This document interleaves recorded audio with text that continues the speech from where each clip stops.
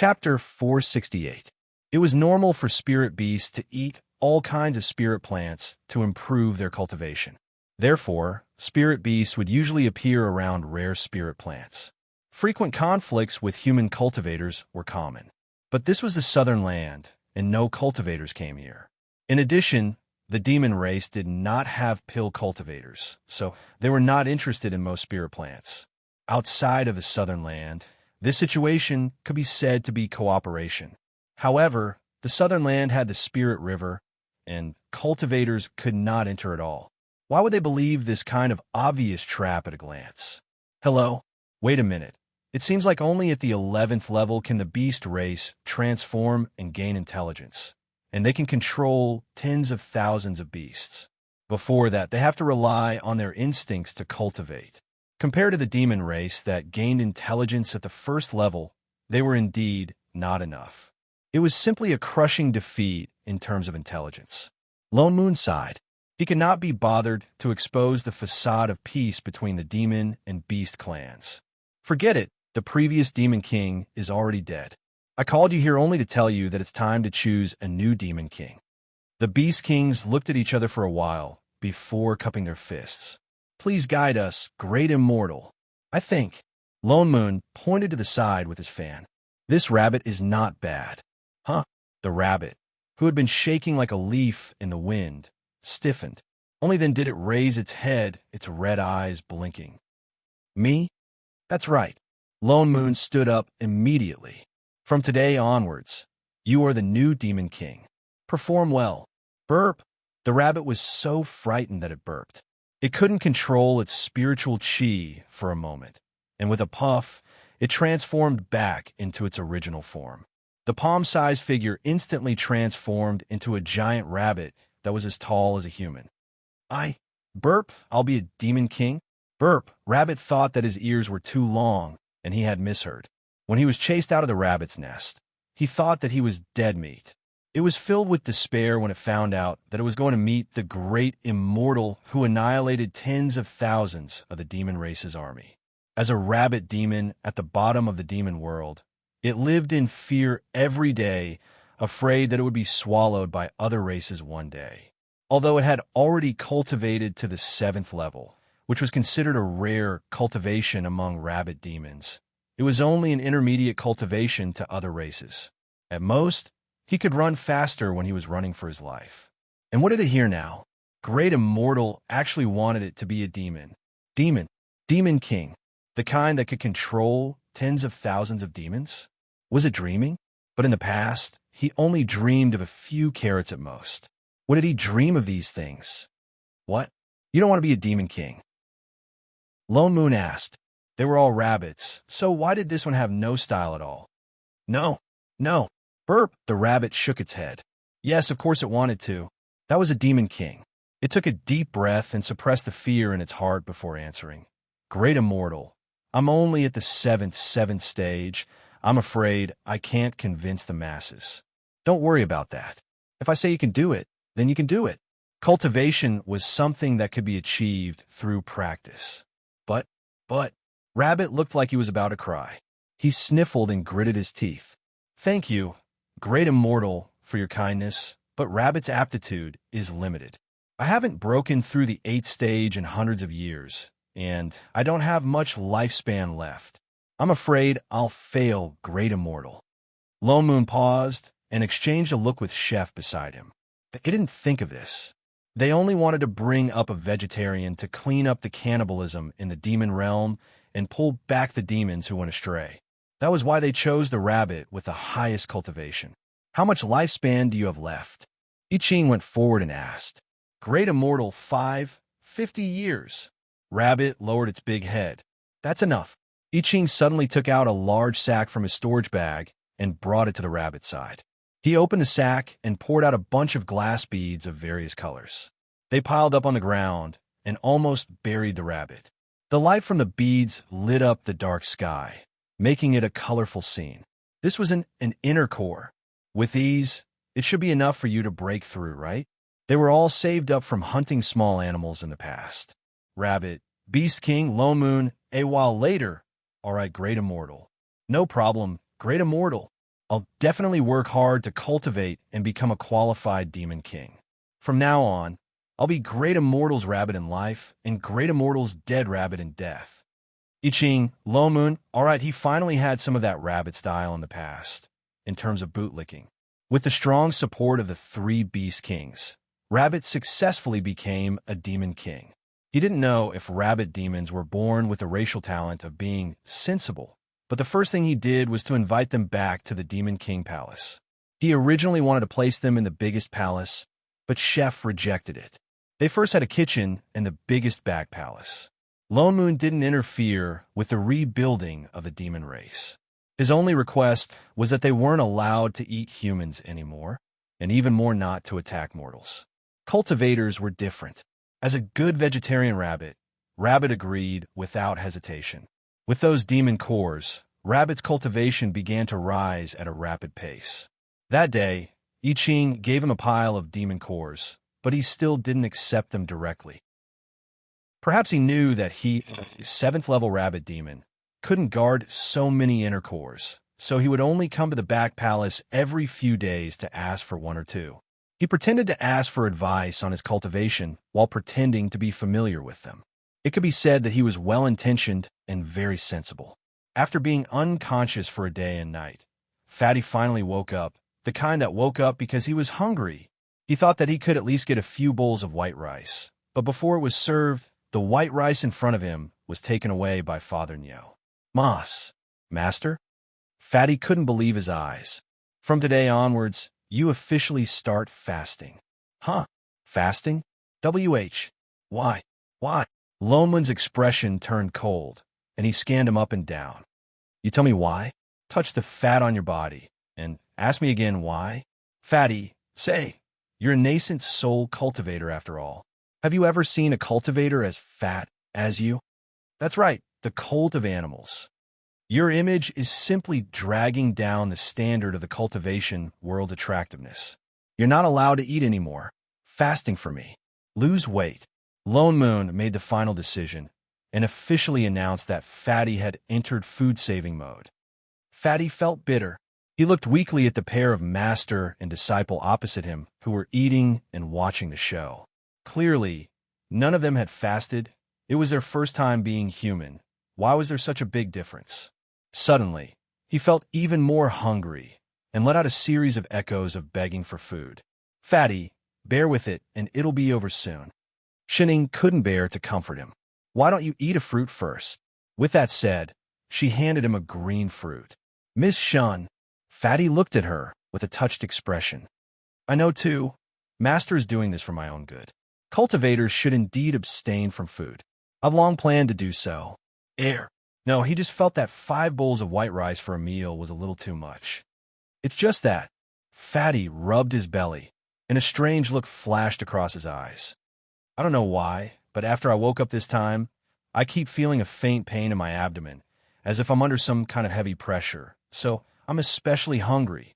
Shen Ying's expression froze for a moment, and she patted his shoulder. Ha ha ha, you can do it. It has nothing to do with me. Don't worry, Miss Shun, I'll work hard. Fatty nodded heavily. After some thought, he took the fruit from her hand and bit into it. Instantly, his entire face was so sour that it looked like a chrysanthemum. So sour, his teeth were about to fall out. Did Miss Shin eat this kind of fruit every day? Winky face. Chapter 469. Fasting was something that tested a person's perseverance, especially for a fatty. The key was to endure it. Not to mention the normal 3 meals a day, Chef would occasionally make pastries in the kitchen, especially Shaning, who was a 24/7 eating machine. Occasionally, there would be the sound of the rabbit chewing on the inner core. It could be said that the temptation of the rear palace was everywhere. However, Fatty managed to endure it. He said that he would abstain from eating and really didn't go to the table again. He gritted his teeth and ignored the temptation of all the delicious food. When he was really hungry, he would ask Father Nyo for a fasting pill. In a short 2 months, Fatty was already so hungry that his face was haggard, and his feet felt like they were floating. Then, he gained 1 kilogram. Lone Moon, I Ching shunning Father Nyo was a little crazy, so desperate. So there really was this kind of fatty in the world who grew fat by drinking water. No, by breathing. Father Nyo, it seems that Fatty's body is really different from ordinary people. I Ching glanced at a certain fatty who was meditating with green eyes and said, I checked his meridians and found that there are no residual impurities in his body. He is a spirit body like ordinary cultivators. No impurities? Lone Moon was stunned. That's impossible. He has been immortal for more than 20 years. Even if he ate spirit rice, it can't be completely free of impurities, right? He did not have an immortal body that could automatically refine the impurities in his body. Indeed not. I Ching nodded. Perhaps this is the five-element spirit body? That means that he is as fat as a ball. And what is accumulated is not fat, but spirit power. You can say that. Mother Fasters cur, these damn cheats. Since that's the case. Lone Moon walked forward and stopped beside Fatty, smiling warmly.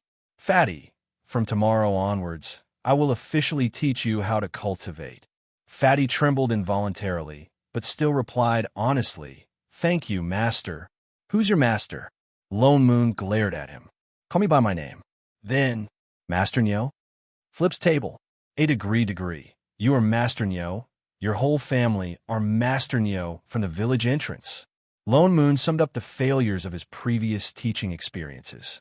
He thought about it carefully and realized that the disciples in the sect had gone down the wrong path, not only because of shunning, the cheat, but also because of his teaching style. What's more, Chef was the only sword cultivator that he had successfully taught. Furthermore, he had come when he had amnesia and was being taught at the last minute. Moreover, he was a sword cultivator and was born with a sword embodiment. Even if he lost his memory, his body would still have a certain amount of it. However, as a brainless fan, he did not go astray in the end, which proved that there was no problem with his teaching method. Now that it was used on Fatty, it was safe to replicate the exact same set. Hence, Lone Moon set up an identical 10-layer sword array in the back hall. He stuffed a sword into Fatty's hand and kicked him in. Let him start slowly from the first level. They were both little cheats, but he didn't think that Fatty could be like Chef, who could create his own sword technique and understand sword intent. However, it was not a problem for him to learn some basic sword moves. However, a few days later, Lone Moon really realized that Fatty's aptitude for swordsmanship was so bad that it made his hair stand on end. No, he was simply poisonous. Lone Moon thought that no matter how bad he was, with his nascent soul cultivation, it would not be a problem for him to get through at least 5 layers of the sword array. Hence, he specially set up an exit at the 5 layers of the sword array and threw him in without worry. However, 3 weeks passed, and there was no movement at all. Lone Moon thought that he had gotten to the upper layer of the sword array and was a little happy. However, Chef casually mentioned that he sensed that Fatty's aura in the sword array was getting weaker and weaker. It was estimated that he would disappear in a few days. Only then did he enter the sword array to look for him. He searched the entire 10 layers of the sword array and found Fatty, who had been unconscious for a few days, at the lowest layer. His body was also covered with small wounds caused by weak sword chi. That's right, he had collapsed at the first layer. Lone Moon had the urge to destroy his corpse at that time. How bad was his swordsmanship to fall at the first layer? Even chi refinement disciples with a little bit of cultivation could get through the sword array. As a nascent soul cultivator, what kind of tricks did he use to be beaten down here? Lone Moon felt his liver hurt. He had seen many smart disciples, but this was the first time he had seen such a stupid one. Damn it, he really wanted to throw the burden and leave. He had no choice but to increase the intensity of his training. Apart from entering the sword array, he also personally fed moves to Fatty. Swordsmanship and whatnot. One would naturally learn it after fighting more. Are you a pig? Do you know how to hide? How many times have I taught you this move? I'm sorry, master. Do you want to die? Or do you want to be a delivery for the other party? I told you to block here. Do you know how to block? Yes. Master, crawl back here for me. What's the use of growing so much meat? Continue training. Yes, master. No problem, master. You fell at the first layer of the sword array again. Run 50 rounds around the demon palace. You're not allowed to use spiritual energy. Yes, master. Thus, the entire rear hall reverberated with Father Nyo's murderous roars every day. Even Rabbit, who came to collect his daily demon cores, was so scared that he revealed his original form. Then, he got used to it after being scared for a while. Straight face, Rabbit went from shivering in the beginning to gnawing on the demon cores and watching carefully at the side. Perhaps Fatty's tragic state more or less served as a warning to others. Rabbit also cultivated more and more desperately. In just a few months, he was already an 8th-stage rabbit demon. As rabbit demons, cultivators, who also lived under great immortal Lone Moon's tyranny, Rabbit's heart softened. From time to time, he would smuggle some carrots and the like for Fatty under the cover of night. In the course of time, a revolutionary friendship developed between the two wretched fellows. Occasionally, Fatty could be seen hugging Rabbit's head and crying loudly. "Brother Rabbit, I didn't expect cultivation to be so miserable. I'm so pitiful. Brother Fatty, hang in there. We can definitely become useful. Do you want to eat a carrot to calm down? Brother Rabbit, you really are my bosom friend. Can I have one more? Brother Fatty, I'll give you 3. You're indeed my best brother, Brother Rabbit. Brother Fatty, Lone Moon who happened to pass by. Haha, the two of you are quite close. Then let's enter the sword array together to cultivate from tomorrow onwards. Fatty, Rabbit, Sigma Q, Pa Bolt from the Blue. A tragedy in the cultivation world. Are you a demon? Master, why wasn't Father Nyo so strict when I rewound? The crowd watching Chef asked. Maybe you skipped a grade too quickly back then, and he didn't have time to prepare for the lessons. The crowd chewing on fruits replied. Oh, speaking of which, why didn't Father Nyo teach Fatty something else? She glanced at Fatty, who was crying out loud and was too miserable. She could not help but ask. Other than sword cultivators and body cultivators, aren't there also pill cultivators like Floaty and all-rounders like Boss Lon? Father Nyo didn't look like he didn't know anything either. Master, I-Ching glanced at Fatty before explaining. It's not that Father Nyo doesn't want to teach, but in Fatty's current situation, it's most important to prioritize sword cultivation. Why? Chapter 470. Fatty's physique is special, and he has the 5 elemental spirit body. Indeed, pills, talismans, arrays, and weapons are easier for him than sword techniques. But because of this, sword techniques have become his only weakness. I-Ching said in a low voice, Father Nyo can see this, so can Fatty's enemies. And he can't do anything about sword techniques now.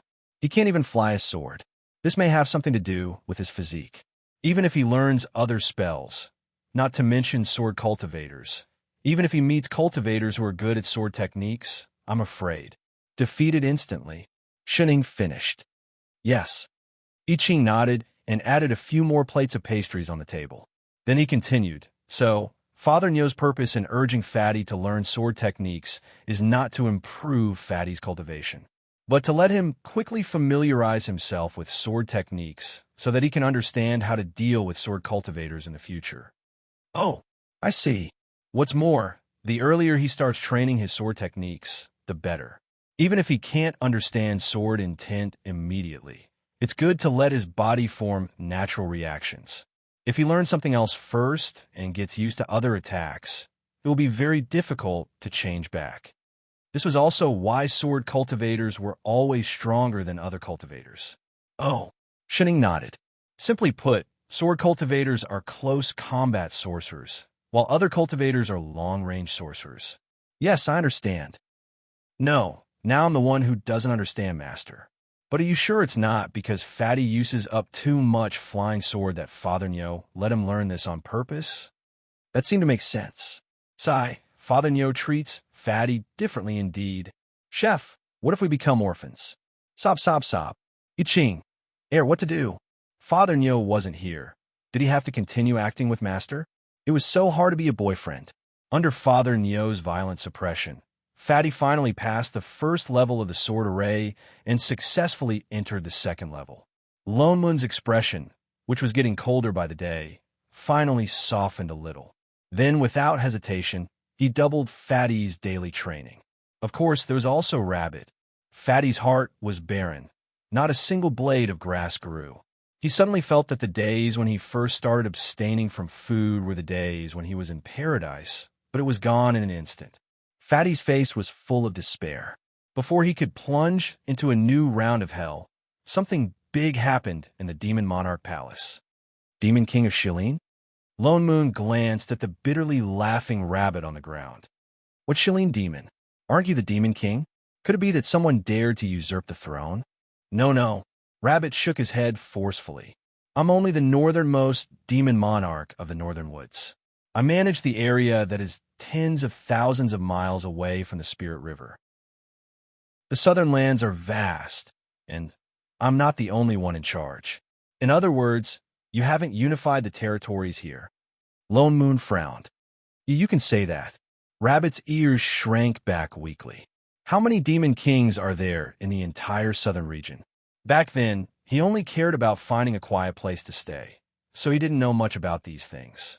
Rabbit was also a sensible person, so he wouldn't bother him with the matters of the demonic beasts. On top of that, Fatty was an insulator to swordsmanship, so he had no time to care about anything else. There are a total of 7 Demon Monarchs. Rabbit answered honestly. The Tiger King and Bear King of the Southern Woods, the Leopard King and Lion King of the Western Woods, the Mermaid Clan of the East Sea, and the Feather Clan of the Northern Woods, plus the former Wolf King. This time, the Demon Monarchs of the Western Woods are the Leopard King and the Lion King. They want to snatch your territory? Yes. He wanted to cry. Then let's fight. Lone Moon replied. They were all Demon Monarchs, and it wasn't a one-on-one fight, so the strength of each side should not be weak. At most, the leader will be left to chef. No way, Great Immortal. Why? Great Immortal, have you forgotten? Rabbit lowered his head aggrievedly, and his voice became weaker. Originally, the Northern Woods was the strongest among the 7 races, but a few months ago, Great Immortal killed all the high-level demons in the Northern Woods. Now, there aren't many high-level demons in the Northern Woods, so if they really had to fight, the Northern Woods was the weakest. The Western Woods also found out about this, so he directly came over. The corner of Lone Moon's mouth twitched. He almost forgot about this. It seemed that the powerful demons here were all in Chef's pot, so he let Rabbit be a commander without an army at that time. Cough that. He coughed. What's the situation over there now? The Leopard King and the Lion King have already led the demons under them to the border of the Northern Woods. I reckon that in less than a day, they can attack the Demon King Palace. Let's go, I'll go take a look. Lone Moon stood up. Just as he was about to say that he would accompany Rabbit to take a look, he glanced at Fatty, who was practicing swordsmanship at the side, and twisted his leg. His expression darkened instantly. Anger rose in him at once, and he immediately changed his mind. Fatty, you follow too. Fatty was stunned. Follow where? What, huh? After practicing for so long, we have to try it out in actual combat.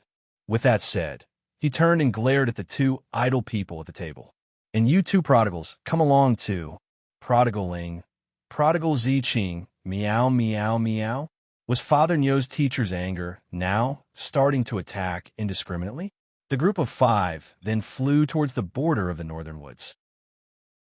From afar, they could see a black mass. At a rough glance, there were at least thousands of demons gathered. All of them looked murderous, and their cultivation levels were not low. There were even several 10th-level demon beasts in front of them. The leaders were indeed 2 12th-level demons. One was a leopard demon, and the other was a lion demon. They were about to work together to break the Northern Woods array formation. On the other hand, on the Northern Woods side, there was not a single demon to fight. Occasionally, a few appeared, but they were busy running for their lives. It looked especially desolate. No wonder Rabbit said that they could not beat them. In such a situation, not to mention gathering a demon army, it was difficult to find a few demons that could fight. Seeing that the Northern Woods array formation was about to break, Lone Moon directly flew down with a string of burdens and landed in front of the 2 demon kings. The demon array formation, of course, did not have much technical content. It was good enough that it could last for 5 minutes. Seeing the sudden appearance of these few people, the two demon kings stopped for a moment. Sweeping a glance at them, his gaze fixed on the only demon at the side, Rabbit. Instantly, he laughed maniacally. "Ha ha! You are the rabbit demon that ascended to the position of Demon King? A mere 8th-level rabbit dares to call yourself a Demon King." Rabbit subconsciously wanted to retreat, but he resisted. "Lion King, Leopard King, why did you barge into my northern woods for no reason?" "Why?" Leopard King laughed. "Have you become stupid from eating too much grass, Rabbit? That Wolf King used to occupy such a good position in the northern woods because he had many wolf cubs under him. Now that he's dead, of course this place belongs to me. You're just a little rabbit demon. How dare you take the opportunity to call yourself a king? If you know what's good for you, hurry and get out of the demon palace. Otherwise," he suddenly revealed a mouth of sharp teeth sinisterly. "We will eat you." He was clearly eating carrots. Chapter 471. After the Panther King finished speaking, he roared deliberately and used his claws to break the North Forest Array formation. Suddenly, a gust of wind with wind blades came towards them. The rabbit's whole body stiffened. Under the huge pressure, it could not move at all. Lone Moon grabbed the rabbit and just managed to avoid those wind blades. Such bad breath. Shuning subconsciously covered her nose.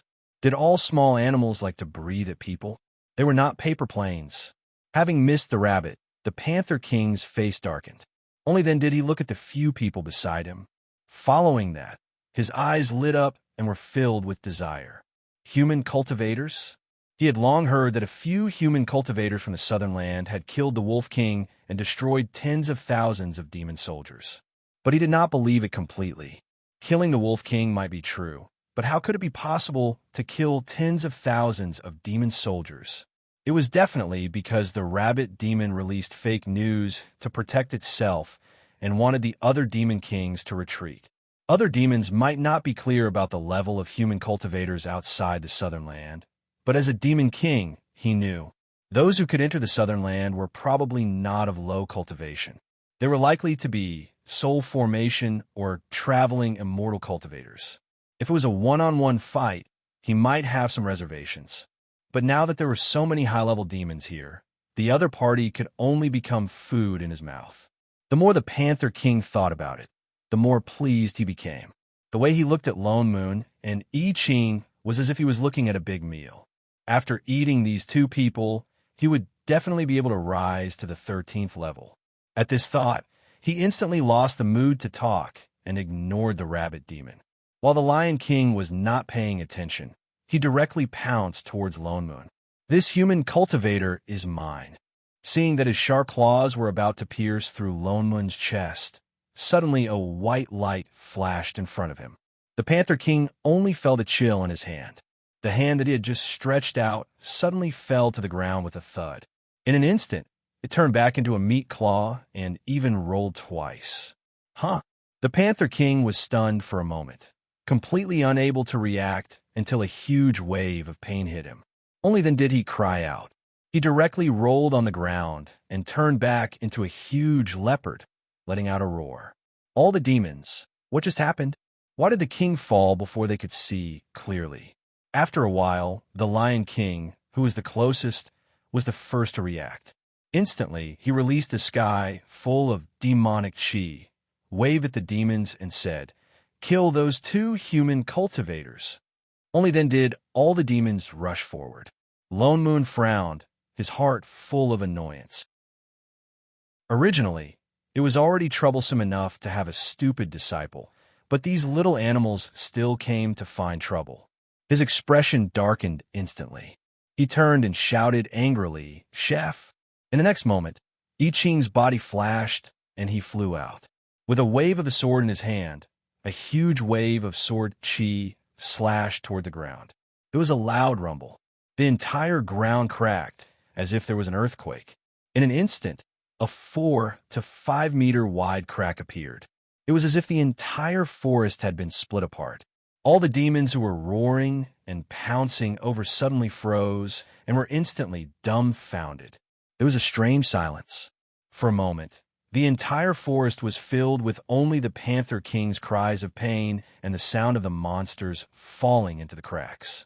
That sword just now, if it had struck them, the demons did not dare to think about it. Bean-sized beads of sweat flowed down from their foreheads. Die, die, die, die, run! It was unknown which demon shouted, but it directly woke up the group of demons who were frozen, and they immediately ran away. Because the high-level demon beasts were all standing in front, the 5th and 6th level demons behind them naturally could not run as fast as the high-level demons. So there was a big stampede. The demons in front all fell, and in a moment there were several layers of demons. Chef, stop them. I still have a use for them. Lone Moon instructed again. I Ching nodded and flew up obediently. Master said that Father Nyo was going through menopause recently. For the sake of food expenses, he had to give in to him. He raised his hand and conjured a seal, summoning a sky full of spirit swords. They fell down like rain and set up a sword array. In an instant, thousands of demons were surrounded inside. There was no way out. The demons were stunned. Lone Moon turned to look at Fatty and revealed a teacher-in-charge smile. Fatty, you can start your daily training. Huh? Fatty, who had been watching happily, was suddenly called out, and his whole body trembled. What? What training? Let's start with this old and weak one. Lone Moon did not care about him and directly walked up to the Leopard King, who was rolling on the ground in pain. He raised his hand and conjured a seal, stopping the blood from its broken claw. Leopard Demon, if you can win, I will let you go. With that said, he threw the sword in his hand to Fatty behind him. Huh? Win who? Fatty, who caught the sword reflexively, was dumbfounded.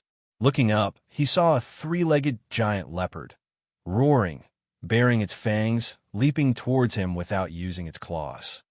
Moss. SS Master. It was for real. He was wrong. Enidia was an immortal realm, and the sword array was not hell. This was, Shenning, Rabbit, he felt that he should pretend that he did not exist now. 8 months and 4 days after entering the southern land, Fatty, who had finally passed a level of the sword array, began his actual combat career. So far, the number of sparring partners, 8,000. Progress was very slow. Perhaps actual combat could really train one's sense of crisis. Fatty, whose sword skills were terrible, was slowly turning the corner. Although he was still despised by Lone Moon, at least he could use his sword skills to avoid the killing moves coming towards him. To reach this level, he had spent nearly 5 years of time. And the demons of the Celestial Forest had also been sparring partners for a full 5 years at the edge of the forest. At first, they still wanted to escape, especially the Lion King who had the highest cultivation, but after being poked a few holes by Chef's sword array, they became well-behaved. They even built houses and nests on the spot. The entire sword array seemed to be developing into a small demon town.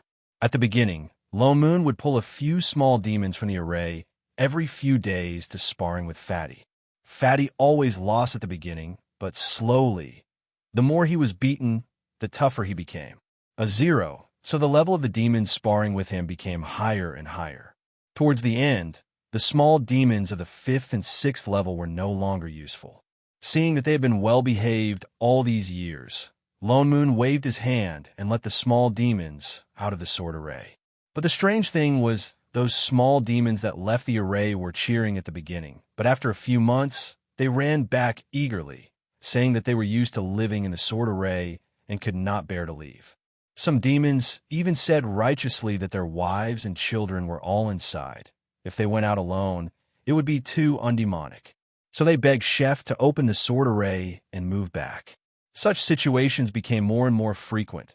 Lone Moon simply asked Chef to remove the sword array and let those demons go.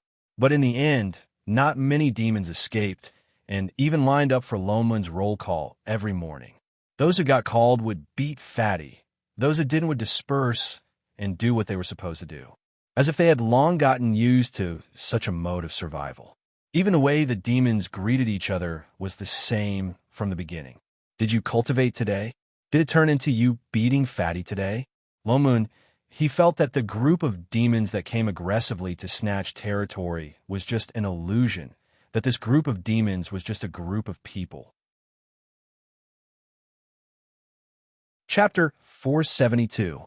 The 360-degree change in the minds of these demons actually had something to do with the new demon king, Rabbit, and the cause was due to his cowardice. After the Chilean demons were trapped, Rabbit was quite happy at first, but slowly realized the subsequent problems. Although Great Immortal was supporting the demons now, he didn't need to be afraid that those Great Immortal would come out of the array one day and settle scores with him. But in the future, what if Great Immortal left in the future, and they put all the blame on him? Even if his cultivation rose by then, he wouldn't be able to defeat a Rabbit. Those were all high-level demons, not to mention the dozens of 10th level. The key was that there were 11th and 12th level demon kings. As a Rabbit at the bottom of the demon realm, he couldn't sleep all night. He couldn't even concentrate on his cultivation. In addition, Fatty, his revolutionary comrade, was brought to battle. Rabbit trembled in fear for a month, and after a whole month of nightmares, he finally couldn't help but move a small stool to the border of the Chilean forest. As he sat beside the sword array, he started to brainwash those demons. No, it was advice. Let me tell you, you can't even imagine Great Immortal's cultivation. Just give up. Wolf King is a good example. Let me tell you, Great Immortal was kind to you this time. Do you know what happened to the last batch of demons who offended him? Gone. Not just killed, not even their corpses were left. All of them were on the table. Let me tell you, Great Immortal hates demons eating humans the most. That's why I became a demon king. If you become vegetarians now, he might spare your lives. Let me tell you, we demons shouldn't be so irritable. Eat a carrot to calm down. Think about it. As long as we're alive, everything else is just a carrot. Let me tell you, you've been locked up for so long, I know you're hungry. As demons, I feel sorry for you too. I can't do anything else, but carrots are enough. If you want to eat grass, I can pull some for you too. Let me tell you, there are many benefits to following Great Immortal. Do you see these demon cores? Great Immortal rewarded me. One a day, yes. You heard right. One a day, as long as you're obedient. Let me tell you, don't think that I'm almost 10th level now. But 2 years ago, I was just a 7th level Rabbit. It's all thanks to Great Immortal that I managed to ascend so quickly. Let me tell you, Great Immortal said that when demons eat human flesh, they will be stained with blood and resentment. Even if they can raise their cultivation in the short term, they will be struck to death by heavenly lightning when they ascend. Think about it. It's been tens of thousands of years since the last demon ascended. This is all because of cannibalism. Let me tell you, at first, none of the demons paid any attention to it. But as time went on, there were bound to be a few foolish demons who believed it. Coupled with Lone Moon's cooperation, even more demons believed it. And because Rabbit would send them carrots, vegetables, and grass from time to time, more and more demons were sold and began to accept the Rabbit as a demon king. Even the 12th level Leopard King and Lion King became polite to the Rabbit. This recognition did not disappear even after the sword formation was lifted. Rabbit, a demon king who had not even reached the 10th level, had strangely obtained the recognition of all the demon clan and became a demon king in name and in reality. Furthermore, he had become a demon king by relying on his mouth.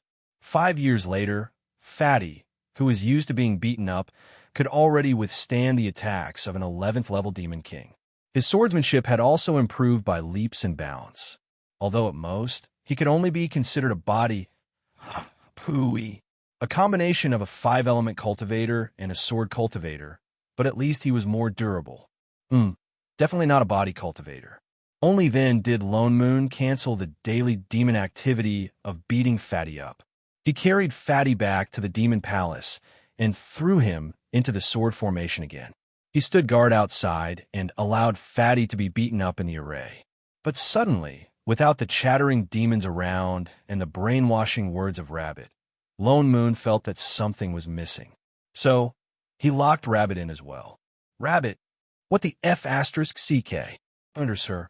Perhaps with the foundation of being beaten up, Fatty quickly passed through the second level of the sword formation and successfully entered the third level.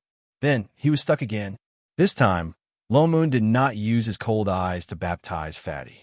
Instead, he changed from sparring with demons to sparring with himself. He personally beat, no, fed moves.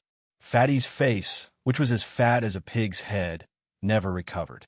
With a pig's face, and after practicing swordsmanship for more than 10 years, Fatty used practical actions to prove that the constitution of being immune to swordsmanship really existed. Even Rabbit successfully rose to the 11th level and passed through the 8th level of the sword formation. He was still stuck at the 5th level. So when Fatty finally passed through the 5th level, Lone Moon did not continue to force him to enter the 6th level. Instead, he directly removed the 10th level of the sword formation. Then he officially began to teach him alchemy, talisman arrays, weapons, and the art of taming beasts. Although the 5th level of the sword formation was nothing to a sword cultivator, to Fatty, it should be able to withstand the beating of a sword cultivator. That day, Lone Moon engraved some 5-element spells, as well as the cultivation techniques of array cultivators and talisman cultivators, into jade slips and gave them to Fatty. As for alchemy, which was costly, time-consuming, and could not be used in battle immediately, he could learn at last. As for the art of taming beasts, all the demon beasts in the southern land knew that he was a good friend of Rabbit Demon King. There seemed to be no need to learn it. Next was refining weapons, which Chef was more familiar with. He originally wanted Chef to engrave an inheritance about refining weapons, but he did not find anyone in the kitchen. Only then did he remember that he had not seen those two little rascals for a long time. He subconsciously released his divine perception and scanned the entire Demon King palace, but did not find any familiar aura. Where were they? He looked around the back hall, but still did not see anyone. He could only take Rabbit out. Great immortal Shun? Rabbit was stunned for a moment, then realized that he was asking about the other two great immortals. Aren't they eating in the back hall? I just looked, there's no one. Lone Moon's face darkened. To be precise, there was no one in the entire Demon King palace. Did they sneak out to cause trouble again? This I don't know. Rabbit shook his head. But 4 hours ago, I saw the two great immortals drinking tea in the pavilion beside the front hall. Maybe they, before he finished speaking, Lone Moon had already turned and walked toward the front hall. Indeed, from afar, he saw two familiar figures sitting in the pavilion. One was nibbling on pastries, and the other was pouring tea. But they did not speak, and their expressions were a little stiff, looking a little unnatural. Lone Moon stopped in his tracks, his face instantly as black as the bottom of a pot. Yeah, aren't the two great immortals here? Rabbit, who followed a step later, opened his mouth subconsciously. I said, Great immortal, you don't have to. Before he finished speaking, Lone Moon directly waved his hand, and a wave of spirit chi swept over. In an instant, the two people in the pavilion flashed with white light and directly turned into two pieces of white paper in the shape of a human, swaying and floating down. The teapot that was still in Chef's hand fell onto the table with a plop, and water splashed everywhere. In the next moment, an angry roar immediately sounded throughout the entire Demon King palace. I want to break the legs of those two wastrels. Rabbit, is it too late to slip away now? Chapter 473. Lone Moon flew out of the southern land angrily. If killing intent could hurt people, there would be no one within a few hundred miles of the southern land. He was really angry. He worked himself to the bone to teach his disciples, but those two little bastards actually went out to have fun behind his back. They even made two dummies to fool him. Just whose plane is this? Hello. He guessed that he would spend all his money on this trip, and the key was that they didn't call him along. A degree. Damn it, he wanted to break off his father-daughter relationship for the 1000th time. Such a daughter could be taken by whoever wanted her. Buy one, get one free. Lone Moon rushed all the way to the nearest immortal city, thinking that it would take some time to find those two wastrels, but not long after he flew out of the southern land, he saw a figure flying toward him. Two silhouettes were hurriedly approaching. Their speed was extremely fast, and a cloud of dust was kicked up behind them. Shining ran in front, still biting a biscuit in her mouth. She pulled Chef with one hand and grabbed something with the other as she ran. Before Lone Moon could react, Shining found him first. Her eyes lit up, and she ran directly toward him. "Dad! Nyo! Dad!" Those 3 short words made her feel as if she had seen her savior. She stopped in front of him and smiled brightly. "Father Nyo, we've missed you so much," she said, smiling brightly. "We've missed you so much, Father Nyo. A day apart feels like 3 years." Chef followed up with a sentence. "You are indeed the best Father Nyo in the world. There is only one, no other. Father Nyo is the best in the world. Father Nyo is immortal. Your name will be remembered forever." "Enough, you two are singing a duet." Lone Moon's mouth twitched. He glanced at them coldly, suddenly having a bad feeling. "Tell me the truth. What trouble did you two get into this time?" "Nothing." Both master and disciple shook their heads. Lone Moon glanced at them coldly and said, "Hee. I'd be a fool to believe you." "It's true, Father Nyo. You have to believe me." Shining blinked. "We only bought a little food." As she spoke, she pinched her thumb and index finger, making a small gap, and directly stuffed a paper bag in her hand. Lone Moon reflexively took it, but before he could take a closer look, an angry voice came from the front. "They are here. Catch that swindler. Everyone, hurry up and stop him. Don't let him escape." Another one. "They must be in the same group. Let's beat them up together." As he spoke, dozens of fierce-looking strong men flew over from the sky. Some are holding swords, some are holding magic tools, and some are holding kitchen knives, spatulas, and aprons. Before he landed on the ground, he directly attacked in the direction of the 3 people. Then, with a few thuds, they were repelled by the arrays around them. Lone Moon was shocked by them. The paper bag in his hand loosened, and in an instant, a thick stack of paper slips fell out and scattered all over the ground. He could faintly see that between a few of the recipes, there were all black and white promissory notes. His heart turned cold. He turned and glared at the 2 identical, innocent faces beside him. "You 2 wastrels, what did you do this time?" The master and disciple looked up at the sky, pretending not to know anything. But those people had already landed and directly surrounded them tightly. As they picked up the weapons on the ground, they panted heavily, all of them looking like they wanted to come over and cut a few times. "Let's see. Where can you run to?" The one in the middle panted especially hard, and he was the cultivator with the highest cultivation level among them. As he panted, he pointed in their direction and said, "You guys wait for me to catch my breath first." Lone Moon, I Ching shunning Lone Moon frowned. He glanced at the people present, only to realize that their cultivation levels were not high. The highest was only at the late stage of Golden Core. The rest were only at the Foundation Establishment stage, and even Chi Refinement stage. In an instant, his expression darkened even more. He turned and glared at the 2 again. Chef and Shining, a manager and an assistant, 2 cheats. How did they manage to be chased all over the ground by a group of low-level cultivators from the lower realm who were not even at nascent soul? How shameless could they be?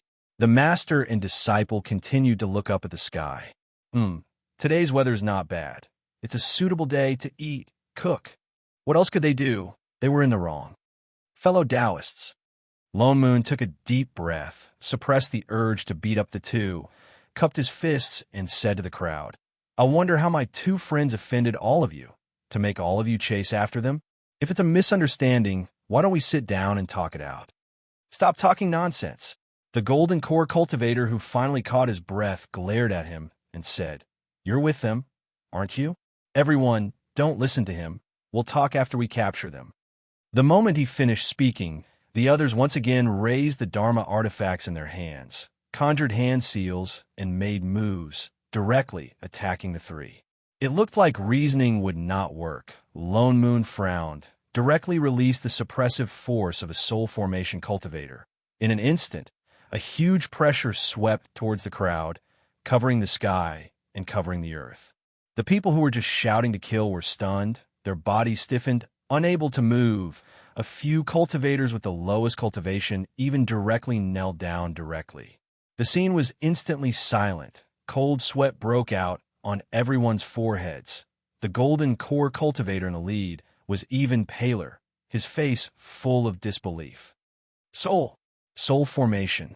Supremacy. How could this be possible? They only cared about chasing after the two people, did not think about anything else. They did not think that the two swindlers actually knew a soul formation supremacy. Now can you tell us what exactly is going on? Everyone, Lone Moon's suppressive force was only released for a moment. Naturally, it would not be good to directly fight before things were clarified. Only then did the angry expressions on everyone's faces disappear. They looked at each other for a while. Then the golden core cultivator gritted his teeth, stepped forward and replied, "This supremacy, we did not mean to offend you. It's just that your two friends destroyed the treasures that we painstakingly collected for many years, and even smashed our pill room. Those are our life's work." As if thinking of something, some anger ignited in his eyes again. He glanced at Lone Moon, suppressed it, and said tentatively, "You are a soul formation supremacy. You must be a fair person. Even if they are supremacy's friends, I'm sure you will definitely allow us to seek justice, right?" Lone Moon's expression darkened. He turned back to look at the two behind him. "What did you do?" "Nothing much," Shuning replied. "We just accidentally burned some radishes." "You shut up." Lone Moon glared at her, then looked directly at I Ching. "Chef, you speak." I Ching glanced at his own master, then replied, "That, master, and I just went to buy some snacks, then along the way, we learned some new dishes. In the end, we accidentally burned the kitchen." "What kind of kitchen?" "A kitchen where elixirs were kept." "Father Nyo, don't worry. We gave you spirit stones." Shuning raised her hand and added. Chapter 474. You're talking nonsense. As soon as he finished speaking, that golden core cultivator immediately said angrily, "They didn't burn the kitchen at all. They clearly used that deviant fire to burn our entire pill room. Not only that, there were many finished pills and rare spirit herbs inside, all destroyed by this liar. This person." The others also began to accuse one after another. "That's right. There was also the nascent soul pill that I spent a lot of money to buy, all burned by him. Yes, and my 1,000-year spirit heaven grass, and 500-year green spirit wood. And mine, my benevolence fruit. And mine, supremacy." The golden core cultivator took a step forward. He seemed to have found his courage and asked in a deep voice, "These two people destroyed our elixirs and spirit herbs under the guise of learning how to make gourmet food. They even burned the alchemy room we built together. Their hearts are really vicious. Even if you are a soul formation supremacy, you can't be partial to such evil people. Otherwise, we will definitely sue Hao Ran Court for justice." The others also responded one after another, resuming their previous aggressive look. Lone Moon's expression darkened. He scanned the crowd, then glanced at the cookbooks on the ground. Then he roughly guessed what was going on. "You mean to say that these two friends of mine were originally here to ask you for advice on cooking?" "That's right." A cultivator wearing an apron stepped forward and said, "My Drifting Fragrance restaurant is the most famous restaurant in Immortal Bien City. The first place they entered was my restaurant, and they ordered more than 10 of our signature spirit food dishes. I originally thought that they were sincere in learning, so I passed the recipe to them out of kindness. I didn't expect that this was not what they were after." With that said, he even snorted coldly at I Ching, seeming to be very angry. "Our drunken immortal restaurant too.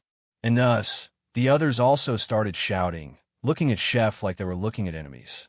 "According to you guys," Lone Moon said in a low voice, "he not only cheated you of the recipe, but also went to burn the pill room that you built together and destroyed all your spirit herbs and pills."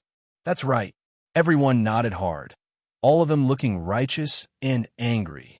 The more Lone Moon listened, the darker his expression became. Suddenly, he lifted the corner of his mouth and revealed a half-smile. "So now, do all the cultivators think that I have a good character and don't have a temper, so you can fool me as you please?" With that said, he released his suppressive force once again. This time, he did not hold back and directly pressed down on everyone. Immediately, the surrounding cultivators all fell to their knees, as if they were under great pressure. Even the golden core cultivator at the very front was the same. His face paled. Supremacy, you, what do you mean by this? What do you mean? Lone Moon laughed coldly. Do you think I can't tell? I don't know who you are, but this friend of mine is a chef. When it comes to cooking, even 10 of you can't compare to him. As long as he has tasted a dish, he doesn't need you to teach him. He can cook it exactly the same way. You actually dare to say that you taught him the recipe out of goodwill. Oomph. Ridiculous. Everyone's expression changed, and their eyes started to drift. What do you mean by imparting recipes? Lone Moon glanced at the pile of promissory notes on the ground and continued. You must have discovered that he could tell the cooking methods and ingredients of every dish. You were unwilling to accept it, so you relied on the fact that you had more people and tricked them into buying your recipes so that you could cheat him of all the spirit stones he had. Am I right?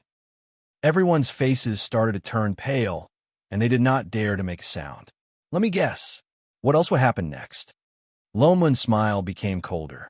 You discovered that although he could taste the difference between dishes, he might be able to taste the difference between pills. So you went all out and brought them to the alchemy room. You wanted him to taste the pills and then tell you the pill recipes, so that you could obtain some pill recipes that other sects do not teach to outsiders. Everyone started to break out in a cold sweat.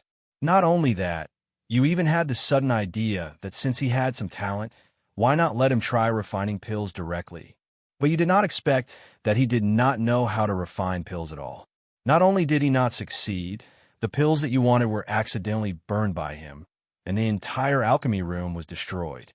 His eyes darkened, and he swept a glance at everyone.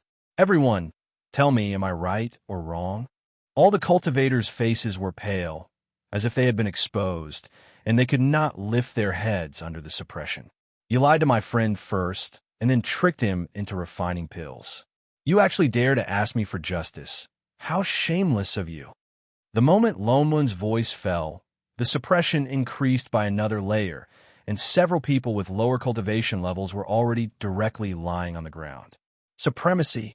Supremacy! Please calm down. Supremacy! Please calm down. The people who were still angry and arrogant just now hurriedly begged for mercy with a look of horror. We were muddle-headed for a moment. That's why we did such a despicable thing. Supremacy, please forgive us on account of our first offense. We won't dare to do it again. The others also began to beg one after another. They had long since lost the confidence they had when they were chasing after him. They really didn't expect that with just a few words, the other party would see through their plans so clearly. Forgive you, Lone Moon snorted coldly. Just now, because of this matter, you wanted to beat and kill my two friends, didn't you? Why is it that when it's your turn, you want to forgive me so easily? Do you think I'm protecting you? The cultivators trembled and became even more terrified. This was a soul formation cultivator. He could turn them into ashes with a flick of his finger, so they trembled even more violently and started begging even louder. But something flashed in the eyes of the golden core cultivator in the middle, and he immediately said loudly, Supremacy, please, on account of the chief family, spare us. We're just disciples from the alchemy sect. What sect? Lone Moon subconsciously wanted to refuse, but his sleeve was tugged. His eyes darkened, and then he said with some hesitation, Since that's the case, I cannot do anything, but you bullied my friend and swindled his spirit stones. What about the matter? We're still. Yes. It was originally his. We were foolish. Return it all to him. Everyone's expressions relaxed, and they immediately took out their storage bags and began to dig out spirit stones, their eyes occasionally sneaking glances at the few people in the middle. As a qualified profiteer, Lone Moon naturally recognized the underweight look in their eyes. Hence, he added, Oh, I forgot to tell you that I've already made a mistake. The spirit stones that my friend brought out were temporarily lent to him by me. You guys better not count it wrong. Try missing a piece from me? Everyone's hearts turned cold, so they dug out even faster, not daring to miss a single piece, and even stuck a few more pieces. They were afraid that if they did not tally, the other party would find them for revenge. Only then did Lone Moon retract his suppressive might. The cultivators trembled with fear as they finished digging out spirit stones. Supremacy, we promise that we will not dare to do such immoral things in the future. Lone Moon responded. Then we will not disturb supremacy. We'll take our leave first. Everyone bowed and turned to leave. Wait, he suddenly said. Chapter 475.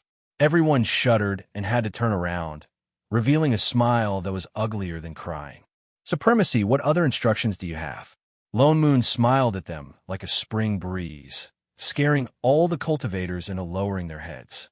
Yet he waved his hand, and all the notes that fell on the ground flew into his hands, forming a thick stack. Since these recipes are meaningless to my friend, then there's no point in keeping them.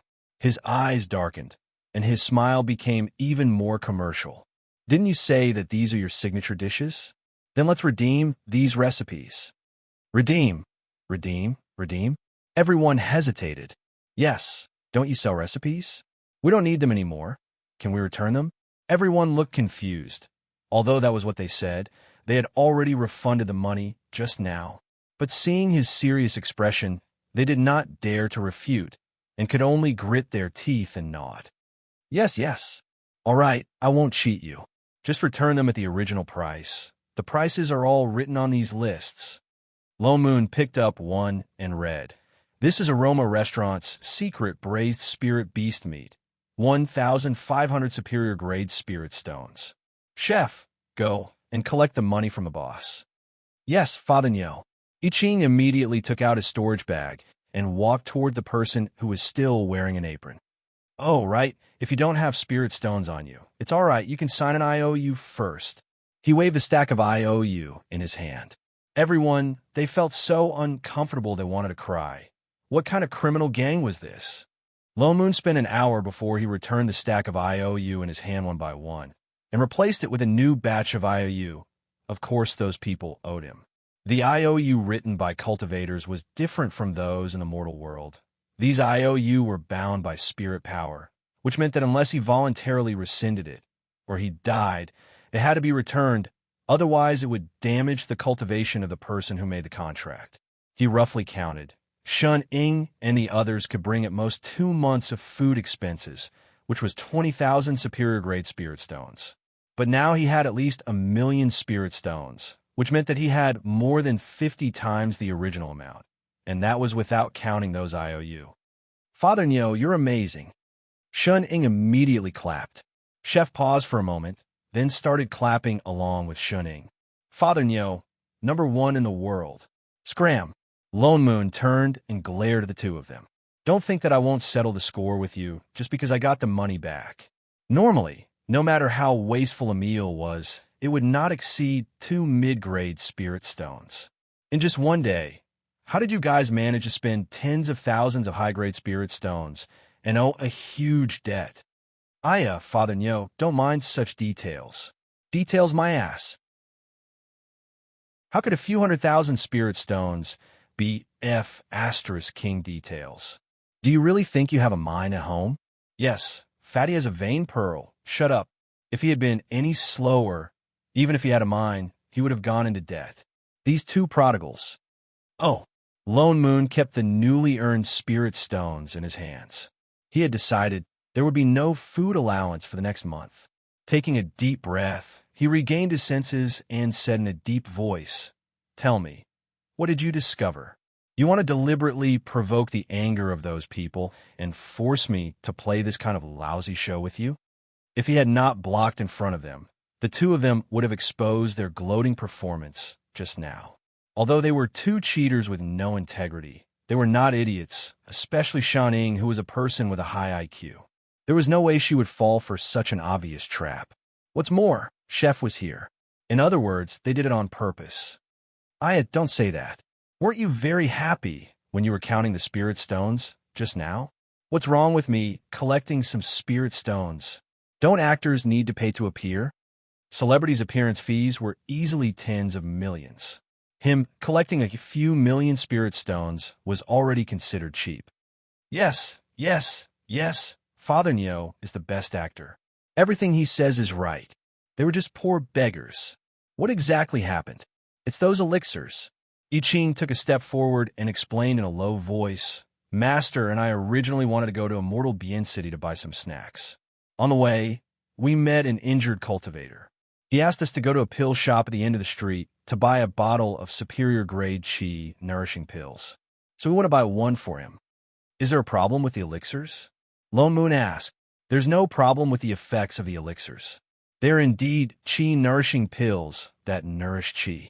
This is a common elixir used to replenish spirit qi. But we found that there was an extra medicine in the elixir. What medicine? Soul-nourishing grass. What? Lone Moon was stunned. Isn't the soul-nourishing grass a 7th-grade spirit herb? The qi-nourishing pill is a 1st-grade elixir. Using a 7th-grade spirit herb to refine a 1st-grade elixir. Did that alchemist have too much money? Or did he not pay attention during the refinement and put in the wrong place? Or was the elixir placed together with the soul-nourishing grass and contaminated with spirit qi? I thought so too at first. I Ching frowned and continued. But I tried to use the true phoenix fire to purify the impurities in the elixir, but the entire elixir turned into ashes. How could that be? Lone Moon was stunned. Your true phoenix fire should only be used to burn impurities like elixirs dash wait. He stopped mid-sentence and his eyes widened. Could it be that the elixir was not the leaves of the soul-nourishing grass, but the soul-extracting powder? Yes. I Ching nodded. Shit, Lone Moon shouted silently. The soul-extracting powder was also made from a part of the soul-nourishing grass. The soul-nourishing grass was a very special spirit herb. It only grew in places with dense yin qi. Although it was rooted in yin soil, its leaves were the main ingredient in refining the soul-nourishing pill. The soul-nourishing pill nourished the spirit and cultivated the soul. It was mainly used to strengthen the divine perception and also had the effect of repairing the primordial spirit. That was why it was an 8th-grade elixir. But the roots of the soul-nourishing grass were the exact opposite. The roots gathered a large amount of yin qi. Eating it would damage the divine perception and, in serious cases, the primordial spirit. And the soul-extracting powder was a powder made from the roots of the soul-nourishing grass. The amount of soul-extracting powder in that elixir was very small. There was no way to detect it at all. I Ching continued. It was because Master said that the elixir was smelly that he asked Master to analyze it. That little bit of yin qi will not affect your cultivation. At most, it will leave a mark in your divine perception. So, Lone Moon looked at the two of them and narrowed his eyes. You deliberately used the recipe to make such a big fuss. You wanted to enter the elixir room of that shop to see if there was soul-extracting powder? That's right. I Ching answered righteously. Father Nyo, we put in a lot of effort. Shening looked serious. Effort my ass. Lone Moon exposed her directly. Forget about chef. Do you think I can't tell that you actually did it for food? Don't mind such details. What details? If you have the guts, don't hide the storage bag. Open it and let me see. Shening immediately took out the storage bag behind her and secretly stuffed it to Chef. She shook her head decisively. What snacks? She had no guts in the first place. Do you think I'm blind? She already said it was snacks. Chapter 476. Father Nyo, we heard that most of the pills sold in that shop were made by themselves. That's why we decided to go to the pill room to take a look. I Ching continued. Master and I have checked that pill room. There is no soul guide powder. The problematic pills were all formed pills, and the boss said that the pills were specially made by someone else, and that they were the only ones in the entire immortal city, but he refused to tell us where they came from. So, you directly burned those pills to lure those people out? Yes. Even so, this has nothing to do with us, right? Why do you care about such things? Although the act of mixing soul guiding powder into pills to destroy one's divine perception was indeed too evil, there were so many cultivators in the world, There would always be a few with bad intentions. They could not possibly care about everything. And when the time came, the heavenly Tao would naturally settle the score. Moreover, didn't you say that the amount of soul-guiding powder used was very small and would not affect cultivation? You could have found a chance to expose it. Indeed, but the strange thing was that the seriously injured cultivator specifically asked us to buy the pills from that shop. I Ching frowned. I originally suggested that he buy the spirit molding pill. The spirit stones were not much different, but in his case, using pills to restore the damaged meridians would be more effective, but he refused. You mean? Lone Moon hesitated. That cultivator might have known that there would be soul-guiding powder in the pills? I Ching nodded. Impossible. Why would he deliberately eat this kind of pills that are harmful to divine perception? Is he crazy? And didn't they say that the cultivator was still seriously injured? Did he want to die faster by eating this kind of thing? Wait, then what about the cultivator? He left after eating the pills. I Ching's expression darkened. But his injuries were very serious. His foundation was already destroyed. A bottle of qi-nourishing pills could not even save his life. Even if he was fine, I'm afraid he would not be able to cultivate in the future. At that time, I found it strange, so I left a tracking spell on him, but 2 hours later, he directly took out a talisman, only to see that the original golden talisman on the talisman had turned black, and there was a faint trace of death qi floating around. He's dead. Lone Moon stared blankly at the talisman. He realized that although there was death qi, there was no murderous aura. In other words, he committed suicide. Isn't his mental endurance a little too weak? It was better to live than to die a good death. Just because he couldn't cultivate anymore, he committed suicide? If that was the case, why would he still need to buy elixirs? No, Father Nyo, take a closer look. I Ching handed the talisman over. Lone Moon took it and subconsciously searched for the trace of death qi. He found that there was a faint trace of life in the death qi. It was the life of a newborn. Holy shit, he reincarnated? So fast. No, this speed. His soul hasn't even entered the netherworld yet, but he's already reincarnated. Yes, I Ching nodded. For him to be able to reincarnate so quickly, it must have something to do with the soul extraction powder. Perhaps there's more to it. Lone Moon's frown deepened. If that was the case, then they had no choice but to do something. All living beings in the world had to return to the netherworld through the river of forgetfulness and then enter samsara for no other reason than that no matter how long the soul stayed in the world, it would be damaged. Apart from the three of them and Shorty, no one else could see this. The soul rolled in the river of forgetfulness for no other reason than that it needed such a long time for the soul to return to its complete state. Immortals with high cultivation in the immortal realm indeed had the ability to send people into samsara. For example, when Chun Gu sent his mental demon into the world, he also did so without returning to the netherworld. However, such a soul was not complete. Shorty was fine because she was Mengpa. Other people might not notice any problems if they occasionally interfered with samsara 2 or 3 times, but the more they interfered, the weaker the soul would become until it completely disappeared. This was definitely not normal. What's more, a person's merits and demerits in the world were clearly recorded by the heavenly Tao. In the next life, which small world they reincarnated into, what kind of qualifications they would have were all determined by this. If one interfered with samsara, it was equivalent to indirectly interfering with the rules of the heavenly Tao. The heavenly Tao was like the most precise calculating machine. Although it could also correct errors automatically, occasionally there would be people who interfered with samsara, and karma would be reflected back to those people. But if there were too many of such bugs, even the most precise machine would make mistakes. The heavenly Tao could not calculate all of them, and it would be strange if it was not messed up. It seemed that the reason for the power of the rules of this small world being messed up was not just because of Fatty. Perhaps it had something to do with something else. It's a pity that we did not find out where those elixirs came from. I Ching sighed. Lone Moon thought for a moment, turned and summoned his spirit sword. Let's go. Oh, where to? Wasn't returning to the southern land in that direction? Nonsense. Lone Moon waved the IOU in his hand, and threw 2 words back. Collect the debt. I Ching, shunning, investigating, and earning money at the same time. He was indeed Father Nyo. Lone Moon felt that Chef purposely hid his cultivation and burned the pill room and some completed elixirs, but did not lure out the people behind the scenes.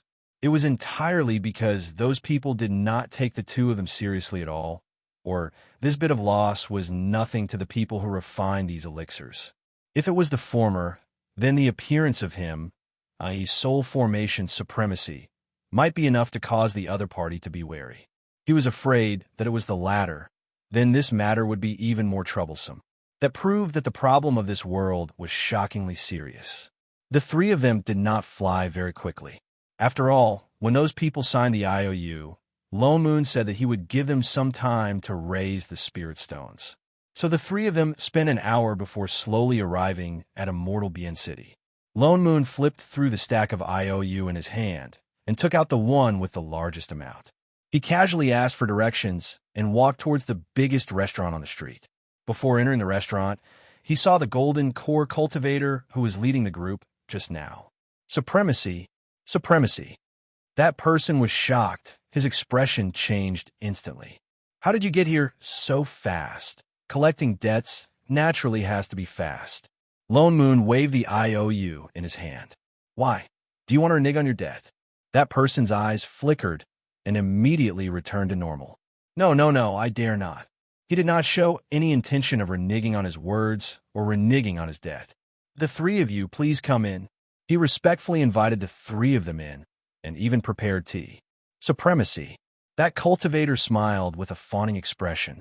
Just now when we returned to the city, I already sent people to gather spirit stones, but hundreds of thousands of superior-grade spirit stones is not a small amount. Supremacy, please wait here for a while. The people who collect the spirit stones should be back soon. With that said, he hurriedly gave a look to the person beside him.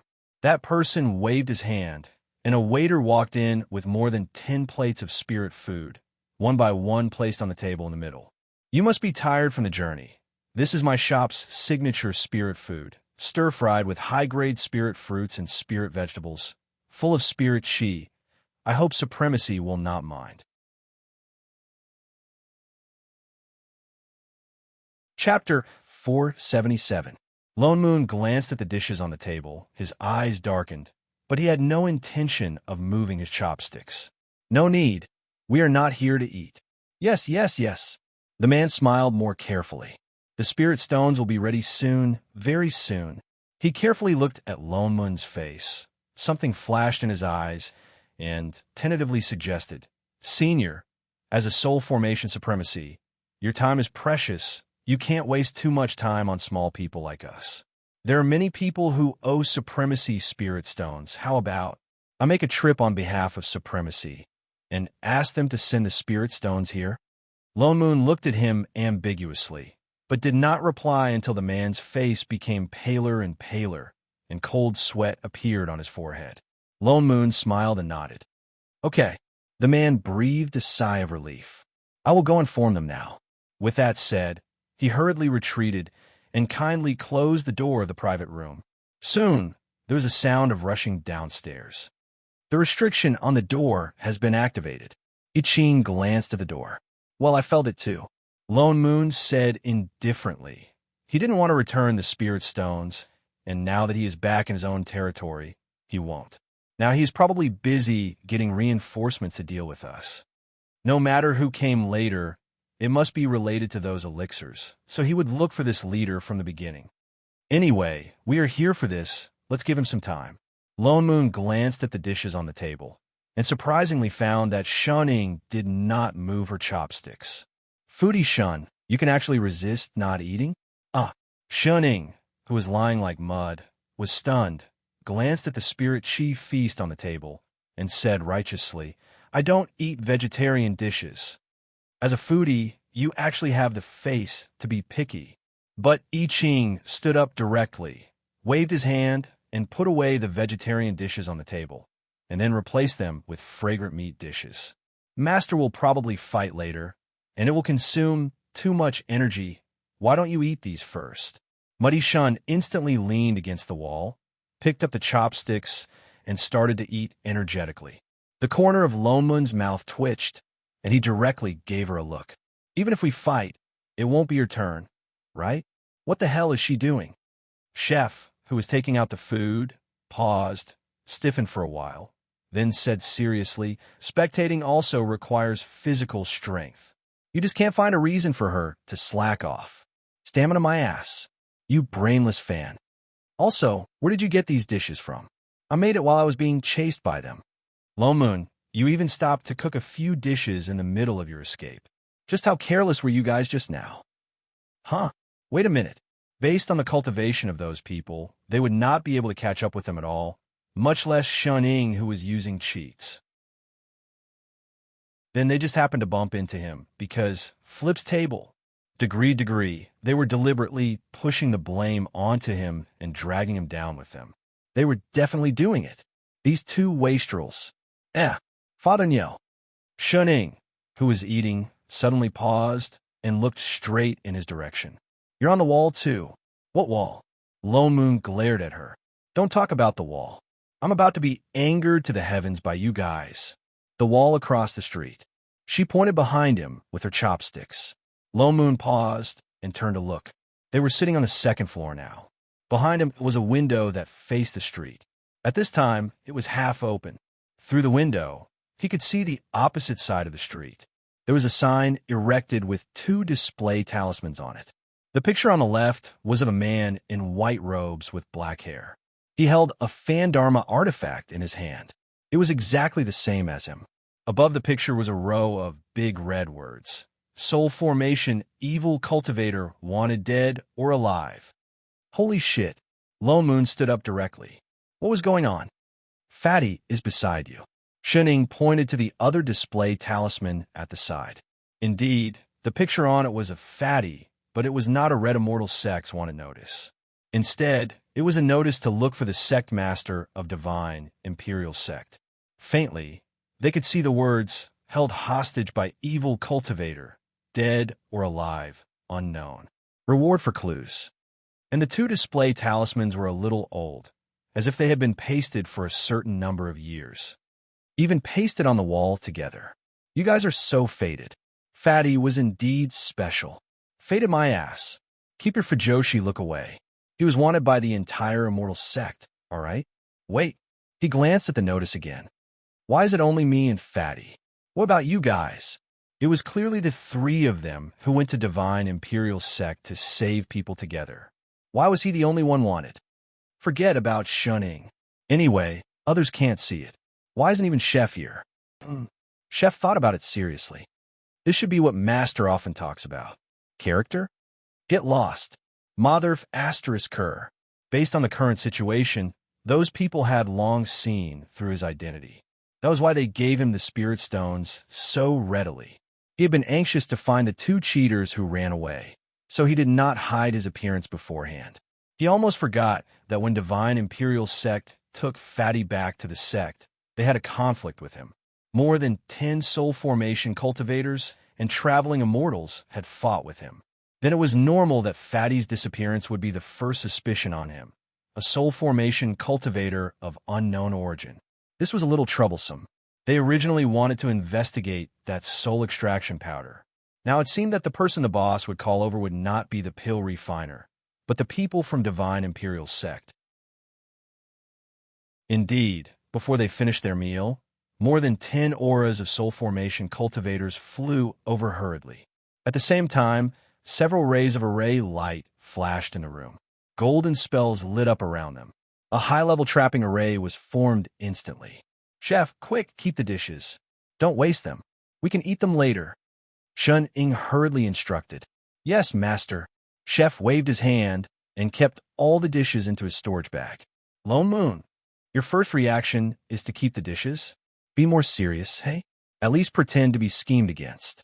In the next moment, the array light shone brightly. Thick array spirit chi shot up into the sky and directly lifted the entire roof. More than 10 soul formation cultivators and 3 traveling immortals were already standing in the sky. All of them held Dharma artifacts and looked down at Father Nyo with vigilance. Spirit locking array. Lone Moon recognized the array under his feet. It was quite a big deal. This was an array that could lock cultivators' spirit chi, but it consumed a lot of spirit stones. The more spirit stones there were, the stronger the array. Looking at the spirit chi in the array, it probably cost a lot. Lone Moon did not move. He looked up at the people in the sky and laughed softly. He recognized half of them as the cultivators who took Fatty back then. We meet again. How dare you, heretical cultivator? A traveling immortal in the sky shouted. How dare you kidnap our sect master time and time again? Hurry up and hand him over, or don't even think about leaving this place today. Chapter 478. Hand him over to you? Lone Moon laughed coldly. And then let you, blood, sacrifice him again? Which one of your sect's cultivation level will be promoted this time? Everyone's expression changed instantly. A trace of panic flashed across their eyes simultaneously, and they immediately became even angrier. What nonsense are you talking about? They naturally could not admit to such things. The murderous aura on the traveling immortal intensified. You heretic cultivator, don't spread lies here.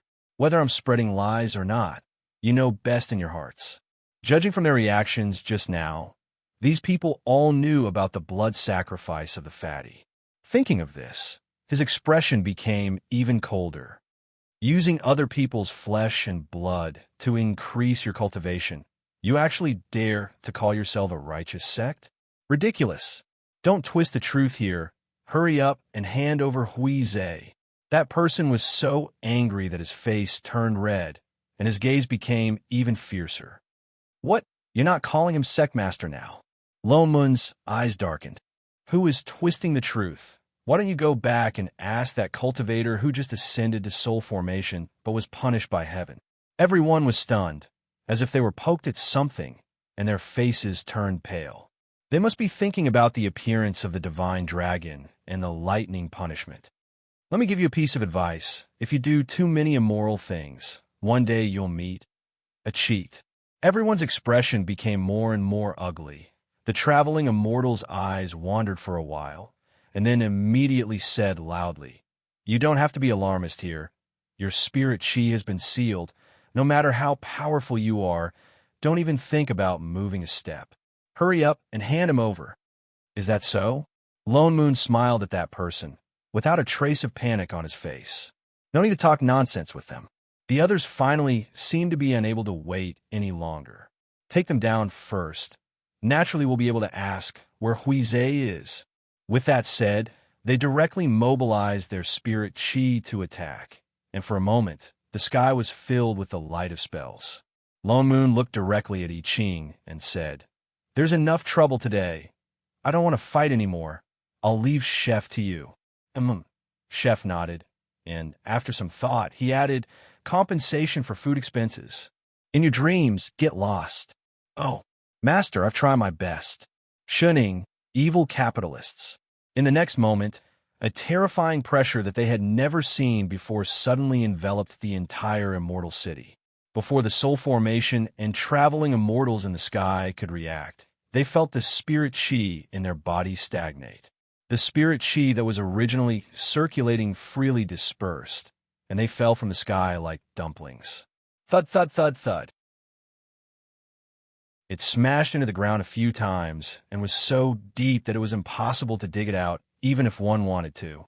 However, the pressure became even thicker, and a few of them spat out blood. Even the sky darkened in an instant. For a moment, the wind blew and the clouds surged. The entire sky was filled with thunderclouds, as if lightning would strike down at any moment. What is this?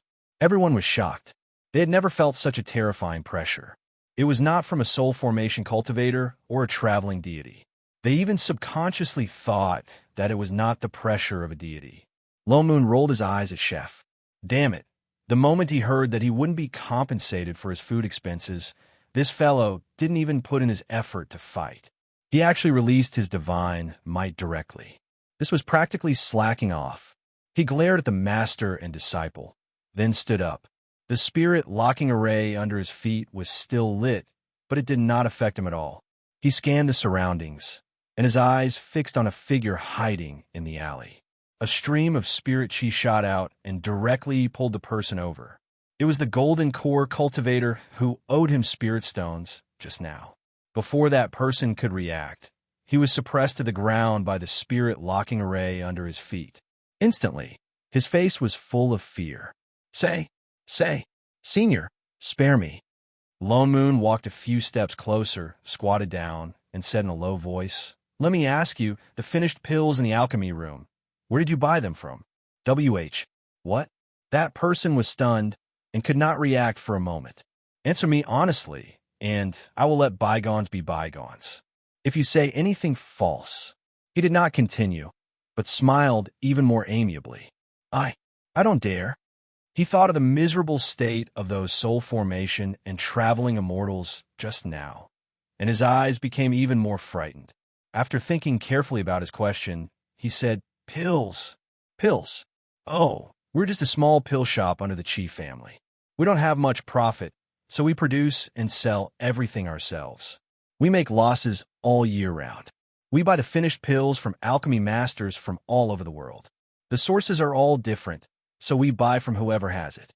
Because they did not make money, they open other shops. Then what about chi-nourishing pills? Chi-nourishing pills? That person was stunned for a moment. Chi-nourishing pills are low-level pills, but usually alchemy masters with a bit of fame do not want to specially refine them. So only low-level disciples of various big sects will use them to practice. We also directly enter from a sect, but we do not have a fixed sect. That was strange. Where did those soul-inducing pills come from? And that cultivator who quickly reincarnated, how did he confirm that this shop had such special chi-nourishing pills? Lone Moon frowned. He did not expect that they had made a wasted trip this time. It seemed like he had to slowly investigate this matter. He got up and glanced at the few soul formation and traveling immortal cultivators who were about to be pressed into the ground by the divine aura. He could not be bothered anymore. He turned back and shouted, let's go back. Oh, a certain piece of mud lying on the table slowly got up. The three of them were about to fly on their swords when Lone Moon seemed to suddenly think of something. He turned to look at that golden core cultivator. Oh yes, didn't you say you were going to collect spirit stones to pay off the debt? Have you collected them now? Quick, pay the money. Shun Ing, I Ching, cultivator, are you a devil? After Lone Moon returned to the southern land, he continued to focus on training. Oh no, on educating Fatty. Compared to the supreme-grade trash in swordsmanship, Fatty's skills in alchemy, talismans, arrays, and weapons were extraordinary. No matter how complicated the array was or how difficult the talismans were, Fatty could learn them in an extremely short time and master them. Moreover, Lone Moon only had to teach him once for him to master all kinds of mental cultivation techniques and Dharma spells on the same day. Others would need years, decades, or even centuries to familiarize themselves with spells, but he could immediately find the key to it and use it freely. Most cultivators had limited energy and would usually focus on one thing. Even if it was a mental cultivation technique, they would choose to focus on practicing it. But Fatty was different. He had learned everything about alchemy, talismans, arrays, and weapons. He had even practiced all kinds of mental cultivation techniques. Coupled with his 5-elemental spirit root, no mental cultivation technique would reject or be incompatible with him. Every aspect was top-notch in the lower realm. He had truly achieved moral, intellectual, physical beauty. Pui, alchemy, talismans, arrays, and weapons were all developed. There was no sign of him being biased. Apart from not being a fiendish cultivator, he was practically the next boss land's plug-in.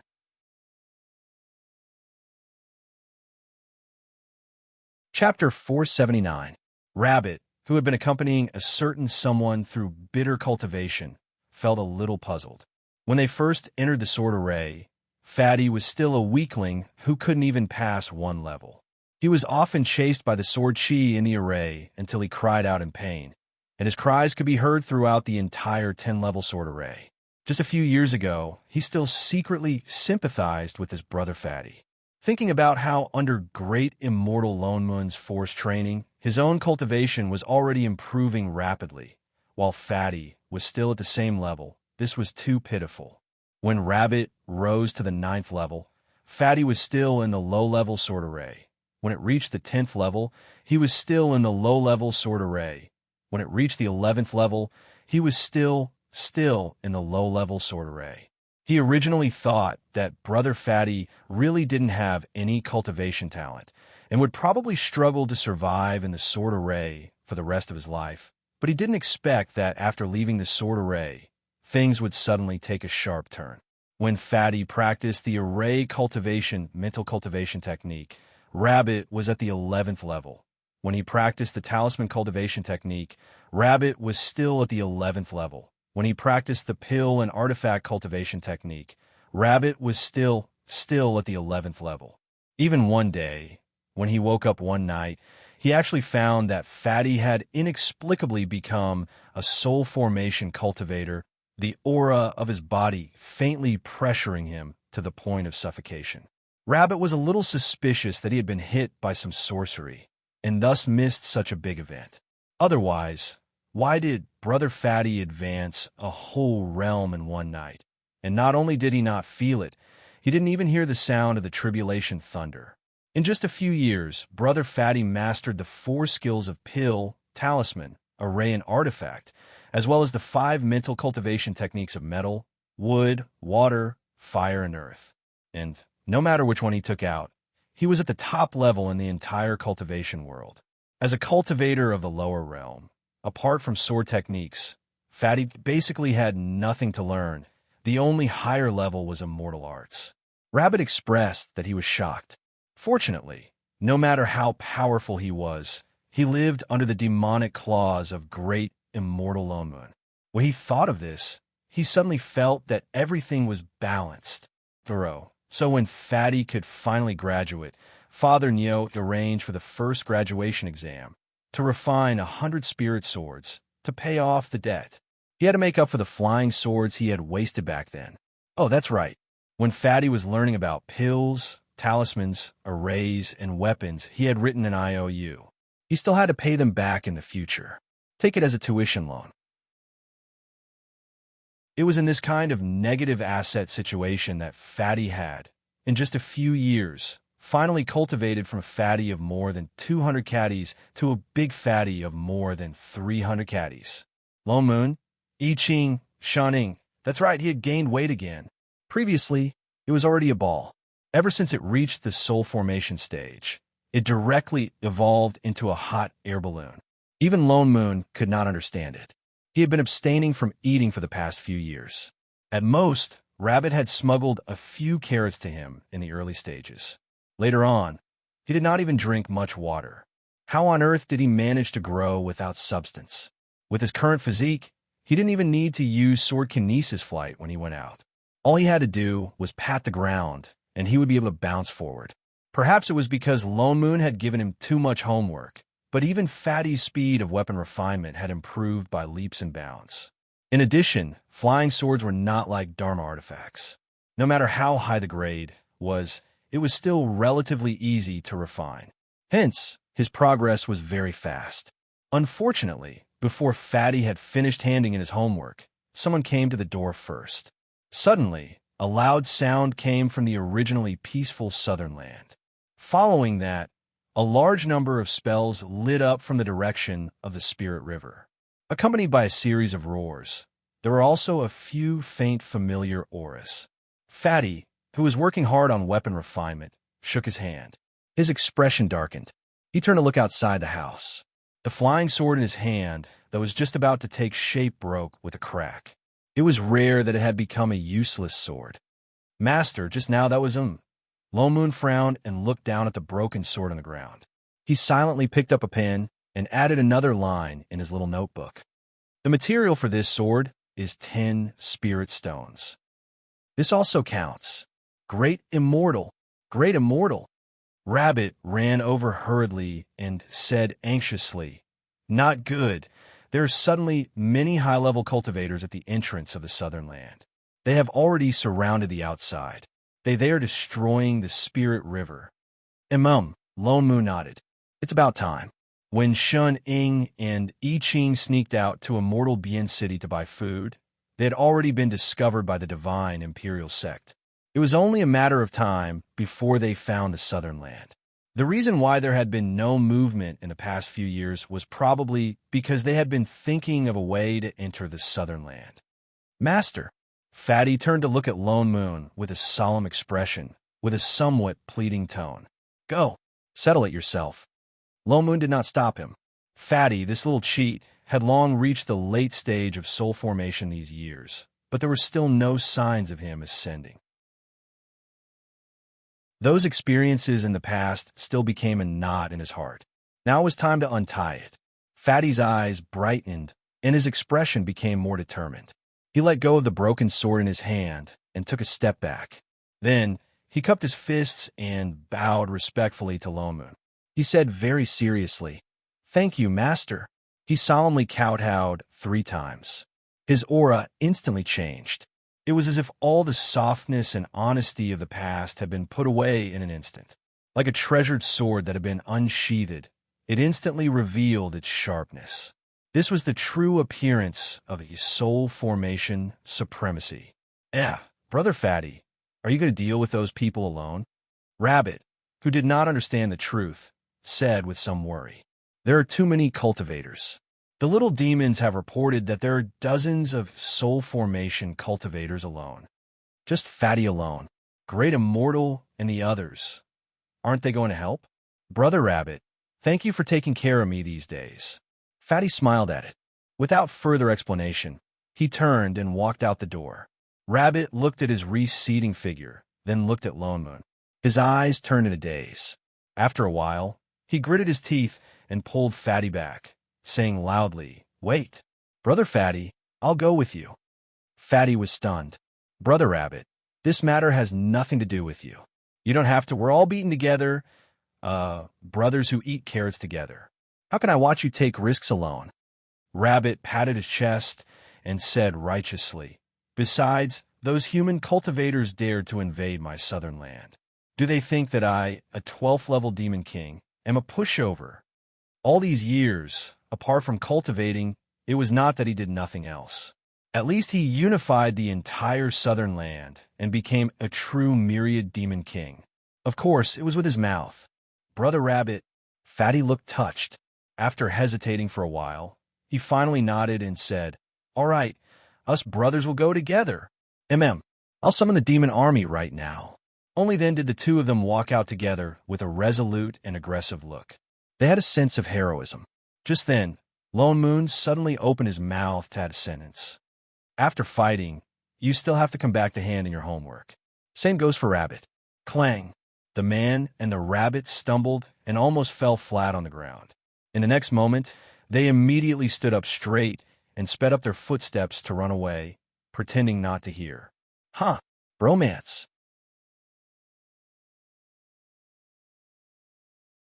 Chapter 480. At the entrance of the southern land, a huge array formation that looked like a golden ribbon was floating above the spirit river. Countless talismans lit up from it, and the golden light was very bright.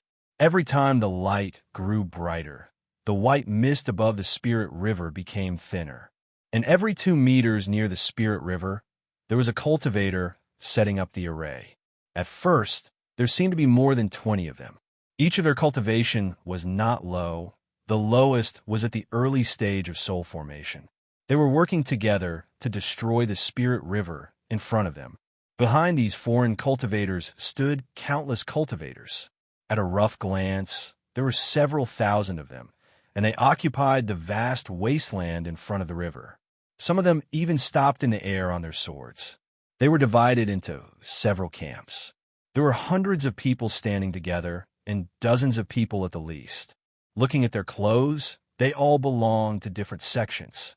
It seemed that all the high-level cultivators in the entire Sacred Arrival realm had come out in full force.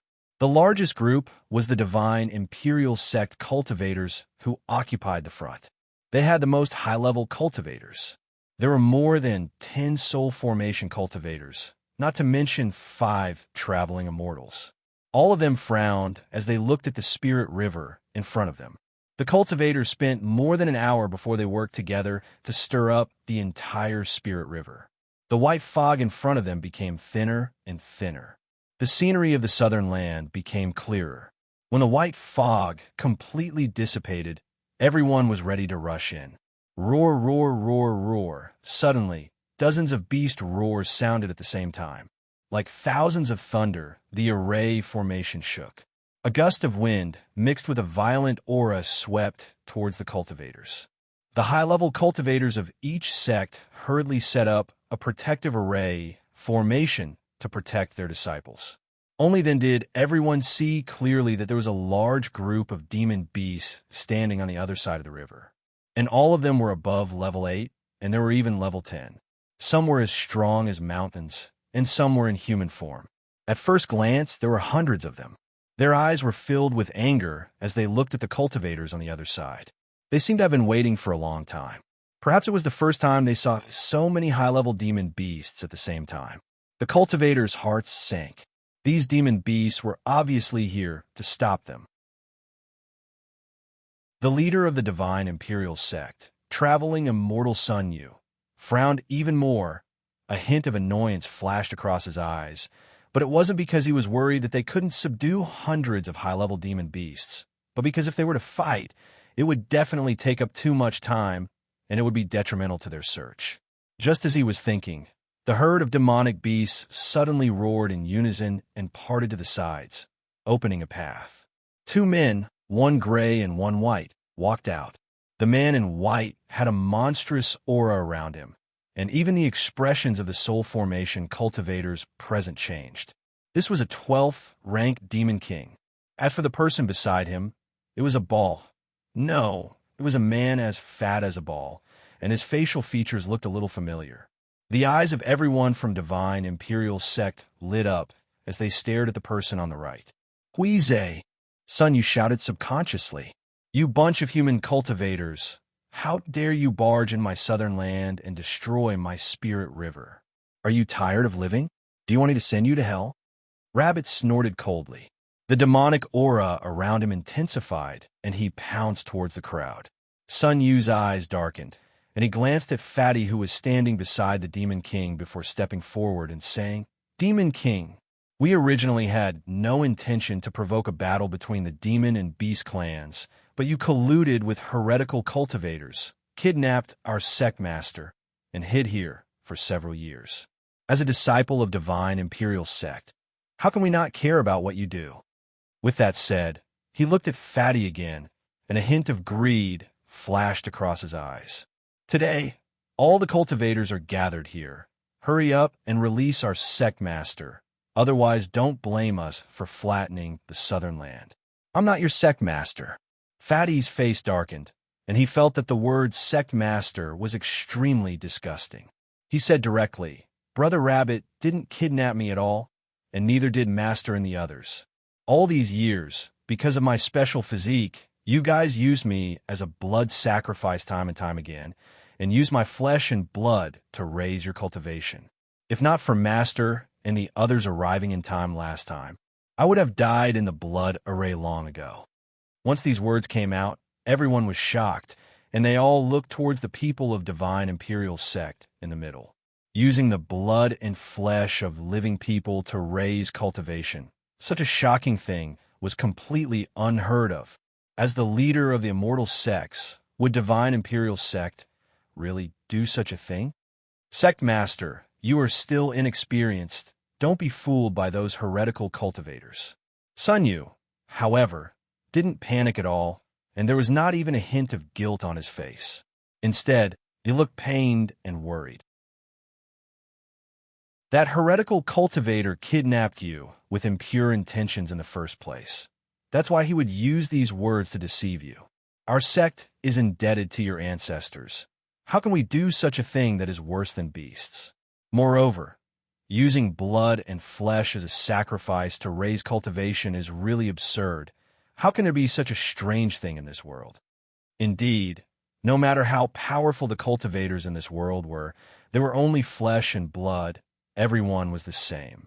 If flesh and blood could really raise cultivation, not to mention ordinary cultivators, even those fiendish cultivators who often came into contact with corpses, and Inchi would all have extremely high cultivation. Everyone nodded. They were sure that this fatty was deceived by others to believe such absurd words. Moreover, Sect Master, your body has been weak since you were young. We were eager to save you, so we had to use some special methods. There would be some pain during the treatment. Sun Yu continued to explain, his expression even more worried. But this is all for the good of Sect Master. Treatment of pain.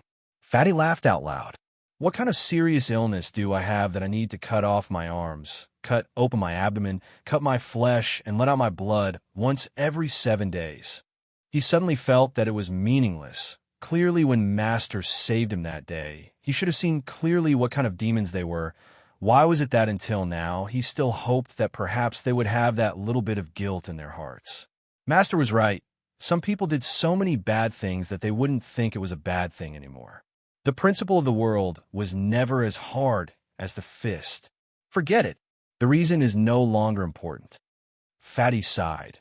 His whole body felt relaxed for no reason, as if something that had been pressing on his shoulders for many years was suddenly removed. Today, I only fight for my own justice.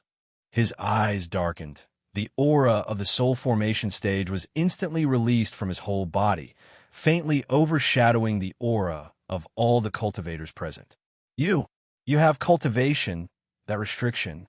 Sun Yu's eyes widened abruptly. He exclaimed out loud. Halfway through his words, he stopped hurriedly, his face full of disbelief. He didn't realize that the demonic aura was too strong just now. He didn't expect that he had actually become a soul formation cultivator. How long had he been in the Southern Land? No matter how talented a cultivator was, it was impossible to reach the soul formation stage so quickly, unless he had some kind of miraculous encounter. The restriction that you guys set in my consciousness is not unbreakable. Fatty directly spoke for him. With a turn of his hand, he summoned a spirit sword. Sun Yu's expression darkened. He still maintained that look of moral superiority just now. He pretended to have a pained expression. Now that Sect Master has been deceived by scoundrels, looks like you won't listen to our advice, never mind. We can only save you out of the Southern Land first, then find a chance to slowly tell you in detail.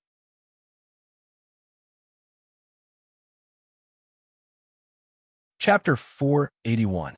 Sun Yu let out a long sigh and turned to look at the cultivators of the various sections. Fellow Taoists, the demons of the Southern Land have been causing trouble for a long time, and now they are colluding with heretical cultivators. This is really unforgivable. Please follow my divine imperial sect to exterminate the demons and defend the Tao. The leading cultivators of the various sects exchanged glances. Although the Southern Land was closed all year round, the various sects still had some understanding of it. It was said that there were 7 demon kings in the Southern Land, and they fought among themselves and were not united. Now, there was only one, although there were many high-level demon beasts with him. As long as the various sects joined forces, they could still fight against him. So they didn't think much and were about to respond. Suddenly, a series of loud roars came from the depths of the Southern Land. Dust filled the sky behind the demons, and with a series of rumbling sounds, a large amount of thick demon aura was approaching here. Even the ground was shaking, as if thousands of troops and horses were galloping over. In a short while, everyone saw clearly what it was.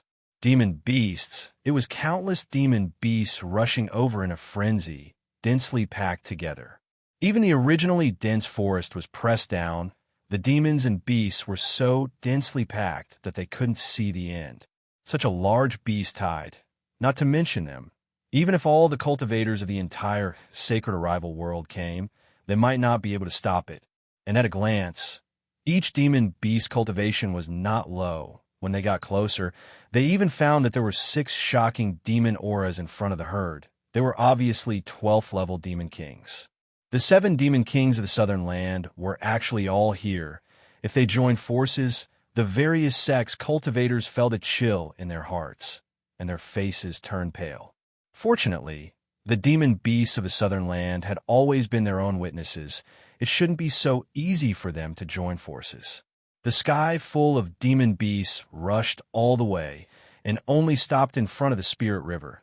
The 6 leading demon kings walked up directly and then turned and knelt down in the direction of Rabbit without hesitation and spoke in unison. Reporting to my king, I have already gathered the demon army and came under orders. Rabbit nodded and gestured for them to get up.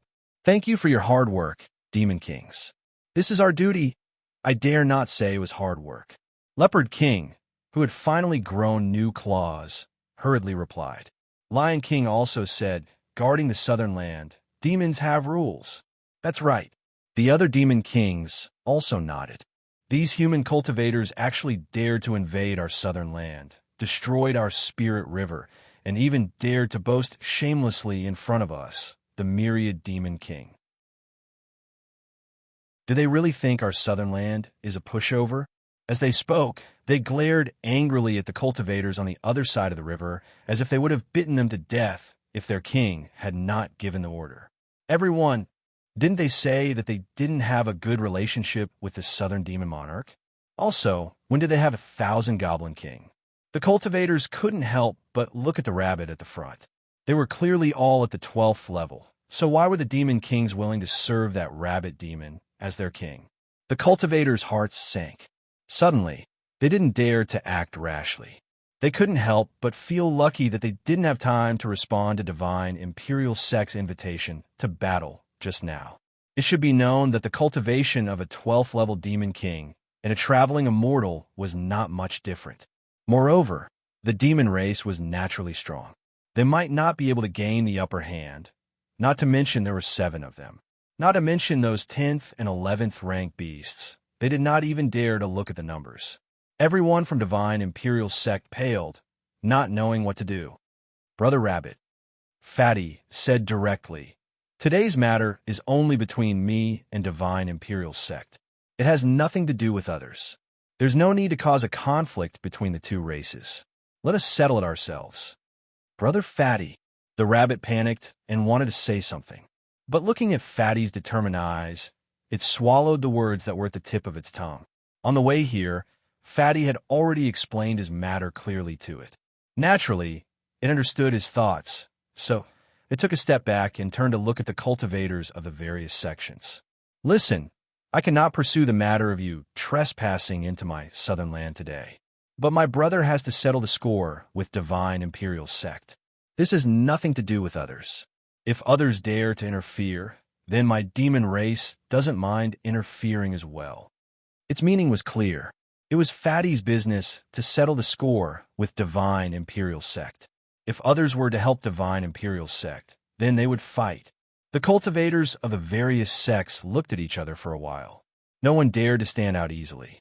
After all, between a personal grudge and a war between the 2 races, no one would choose the latter. In addition, Fatty was only one person, while Divine Imperial Sect had more than 10 soul formation cultivators and 3 traveling immortals. It was obvious who would win. Fatty took a few steps forward and pointed the sword in his hand at Sun Yu. Attack! Which one of you will come first, or together? Sun Yu sighed, looking like he had no choice. Since Sect Master insists, then don't blame me for offending you. He summoned his Dharma artifact. The 2 figures flashed and instantly fought together. Sun Yu activated the Dharma artifact in his hand. In an instant, a net made of spirit chi fell towards Fatty. That net was so big that it seemed to be able to cover the entire sky. There was also a strong coercion on it. Wherever it passed, all the spells that Fatty summoned were all absorbed into it. It looked like the whole person was about to be caught in the net too. It was over. Sun Yu sighed. He didn't take Fatty seriously at all. After all, no matter how powerful he was only a soul formation cultivator while he was a traveling immortal. Just as he was about to keep his Dharma artifact, a figure flashed in the net and suddenly disappeared inside. Huh? Sun Yu was shocked. Before he could react, he felt a huge pain in his waist. Fatty, who was originally still in the net, suddenly appeared behind him and kicked towards him. He didn't notice it for a moment and directly fell from the sky with a thud. He ate a mouthful of mud. Sun Yu crawled up in disbelief. How is this possible? He had clearly used his Dharma artifact to suppress him. How could he still escape? Before he could be shocked, Fatty's next wave of attack had already arrived. He saw several fire dragons descend from the sky and directly fall towards his direction. His heart sank. He didn't dare to underestimate the other party anymore. He hurriedly summoned a large amount of water vapor and condensed it into a stream of water to counterattack. That stream of water was like a chain and wrapped around the fire dragon, wanting to completely extinguish the water dragon. But just as it wrapped around the dragon, several lightning bolts suddenly appeared on the dragon's body. Not only did his stream of water not extinguish it, it instead caused the lightning bolts to flourish. The entire fire dragon instantly became several times thicker, bringing with it crackling lightning. With a rumbling sound, the fire dragon charged down. It was already too late for Sun Yu to dodge. He could only hurriedly lay down a defensive barrier, but it was completely useless. Those lightning bolts instantly broke through his defense and swallowed him whole. Sun Yu instantly let out a tragic cry. If not for the Dharma robe on his body, his entire body would probably have been completely burned. However, his exposed skin was still burned. The intense pain caused him to directly roll on the ground. But the fire dragons in the sky were not done yet. Immediately after, several fire dragons once again descended.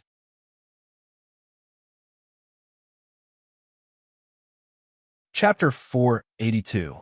Seeing that Sun Yu had nowhere to hide and was about to disappear completely in the lightning and fire dragons, the people of Divine Imperial Sect finally reacted. 2 traveling immortals and a few soul formation cultivators rushed out and blocked the remaining fire dragons, saving Sun Yu. Everyone was shocked. Everyone could see that Fatty was only at the late stage of soul formation, but in less than a quarter of an hour, he had defeated a traveling immortal. His strength was undeniably shocking. Whether it was the heretic cultivator who had yet to show himself, or the myriad demon king in front of them, it was obvious that it would not be so easy to take Huize away today. The cultivators of Divine Imperial Sect all darkened their faces and exchanged a look. The remaining 2 traveling immortals and 2 soul formation cultivators, the 4 of them turned and attacked Fatty at the same time, fighting again. Not far away in the hidden array, a certain crowd of 3 was drinking tea and eating melon seeds, watching the battle calmly. 1 against 4? Shining tilted her head. 1 against 4 is nothing. Fatty is an all-rounder cultivator after all. Lone Moon said indifferently. Oh, then how many can he fight at most? I bet 3 months of food expenses, at least 7. Lone Moon said confidently. Shen Ying's eyes darted around and brightened. Then I'll bet 3 fruits, 8. I Ching looked back and forth between the 2. In order to appear more sociable, he cooperated and added, I bet 3 meals, 10. Lone Moon, shunning, was there a difference whether you bet or not? Which meal wasn't cooked by you? As the few of them spoke, the few people fighting over there were slowly coming to an end. Lone Moon's guess was right. Even if the 4 of them attacked together, they did not gain the upper hand in Fatty's hands. Instead, they were faintly being suppressed by Fatty's endless and completely different sorcery. The cultivators of Divine Imperial Sect who were watching the battle below couldn't help it anymore. So more and more people joined the battle. In the end, there were already more than 10 soul formation cultivators and traveling immortals attacking Fatty together. But Fatty's sorcery was really too smooth. All kinds of sorcery stacked together. It looked like fire element, but there was also thunder element mixed in. In the end, it was ice element and wind element. Until the last moment, no one could think of a complete way to deal with it. And he also set up a few array formations from time to time. Often, as they fought, before they could even react, they would already be trapped in his array. It wasn't just the people fighting, even the other sects couldn't believe their eyes. They didn't expect him to be able to fight against so many cultivators of the same level and even higher level by himself. More than 10 years ago, he was still a mere mortal. In less than an hour, many soul formation cultivators were hit, falling from the sky one after another, looking even worse than Sun Yu. The more they watched, the more shocked they were. Finally, all the soul formation cultivators and traveling immortals of divine imperial sect attacked together. For a moment, the sky was filled with the light of sorcery. The battle went on for several hours. There were only a few dozen soul formation cultivators and one traveling immortal left in the sky. Of course, there was also Fatty. His body was covered in wounds, and his robe was stained with blood. The long battle had consumed a lot of energy. His face was already showing signs of fatigue, but he still looked at the people in front of him with a resolute gaze. He could not lose this battle, and the people of Divine Imperial Sect also obviously fought with all their strength, seeming to see that he was already at the end of his rope, and attacked even more intensively. Dozens of sorcery flew towards Fatty, and someone even set up a trapping array. A golden array formation instantly formed above his head. And this time, he had nowhere to retreat. Fatty only felt his chi and blood surging, and he knelt down on one knee, and the sorcery that was still attacking the people just now also started to become unstable. After all, under the siege of more than 10 soul formation cultivators, no matter how good Fatty's 5-element sorcery was, this was already the limit. The wounds on his body increased, and his movements became slower and slower. And the people of Divine Imperial Sect didn't have it easy either. This trapping array had already exhausted the last spirit chi of the person who set it up. When the others saw that Fatty was trapped inside, they immediately created a sky full of icicles, lightning, spirit swords, and used the last bit of strength to attack. Success or failure depended on this one move. Seeing that the trapping array was getting brighter and brighter, and that the sky full of sorcery was about to blast Fatty into pieces, Fatty gritted his teeth, and suddenly, in an instant, an unprecedented huge burst of spirit chi exploded, and his originally round body suddenly began to expand crazily, like a rapidly expanding rubber ball. His figure suddenly became hundreds of times bigger, directly breaking the trapping array and withstanding everyone's sorcery. The sky full of sorcery hit his huge ball-shaped body, but actually had no effect at all. There's still this move. The master and disciple group of onlookers all turned to look at a certain Dean. What are you looking at? Lone Moon directly glared back. What the hell is this misleading look of yours? I'm making use of his strengths. Do you understand? The two of them. Society. On the other side, Fatty, who had already turned into a huge rubber ball, had already begun to spin. For a moment, the wind and clouds surged before the surrounding soul formation cultivators could react. They were instantly thrown out by the surrounding astral winds, together with their own sorcery attacks. Instantly, everyone was like dumplings falling from the sky with a thud. And Fatty directly rose into the air, flew into the sky, and smashed down. The speed was shocking, and the people who had exhausted their spirit chi had no way to dodge at all, could only watch as a huge, earth-shattering meatball fell from the sky, directly smashing towards them. Then there was a loud boom. Instantly, a huge pit more than 10 meters long appeared on the ground, and the surrounding was even more cracked inch by inch. For a moment, the earth shook and the mountain swayed. Even the surrounding sects had to set up arrays and fly on their swords to avoid being affected. And the people of Divine Imperial Sect had long been crushed into meat patties. Only a dozen or so weak auras remained, proving that they were still alive, but it was not known if they could survive, let alone if their cultivation could be preserved. Father Nyo, this isn't a move of a body cultivator, is it? I Ching said, subconsciously, not to mention the sudden transformation. Such a strong body to be able to crush a soul formation cultivator like this. It could only be a body cultivator. Shut up. Who said he was a body cultivator? Fatty definitely couldn't be a body cultivator. Definitely not. Only then did Fatty return to his original appearance. His situation was not good. This move had already used up all his spirit chi. His whole body was almost turning into a blood ball. His body stumbled a few times, but he struggled to not fall, sweeping a glance at the divine imperial sect cultivators all over the ground. He won. He really won. His tense nerves finally relaxed. The corner of his mouth involuntarily lifted into a smile. He subconsciously turned back, looking in the direction of Rabbit. He wanted to immediately go back and tell Master that he did it, but just happened to see Rabbit's shocked expression. "Watch out!" Rabbit shouted.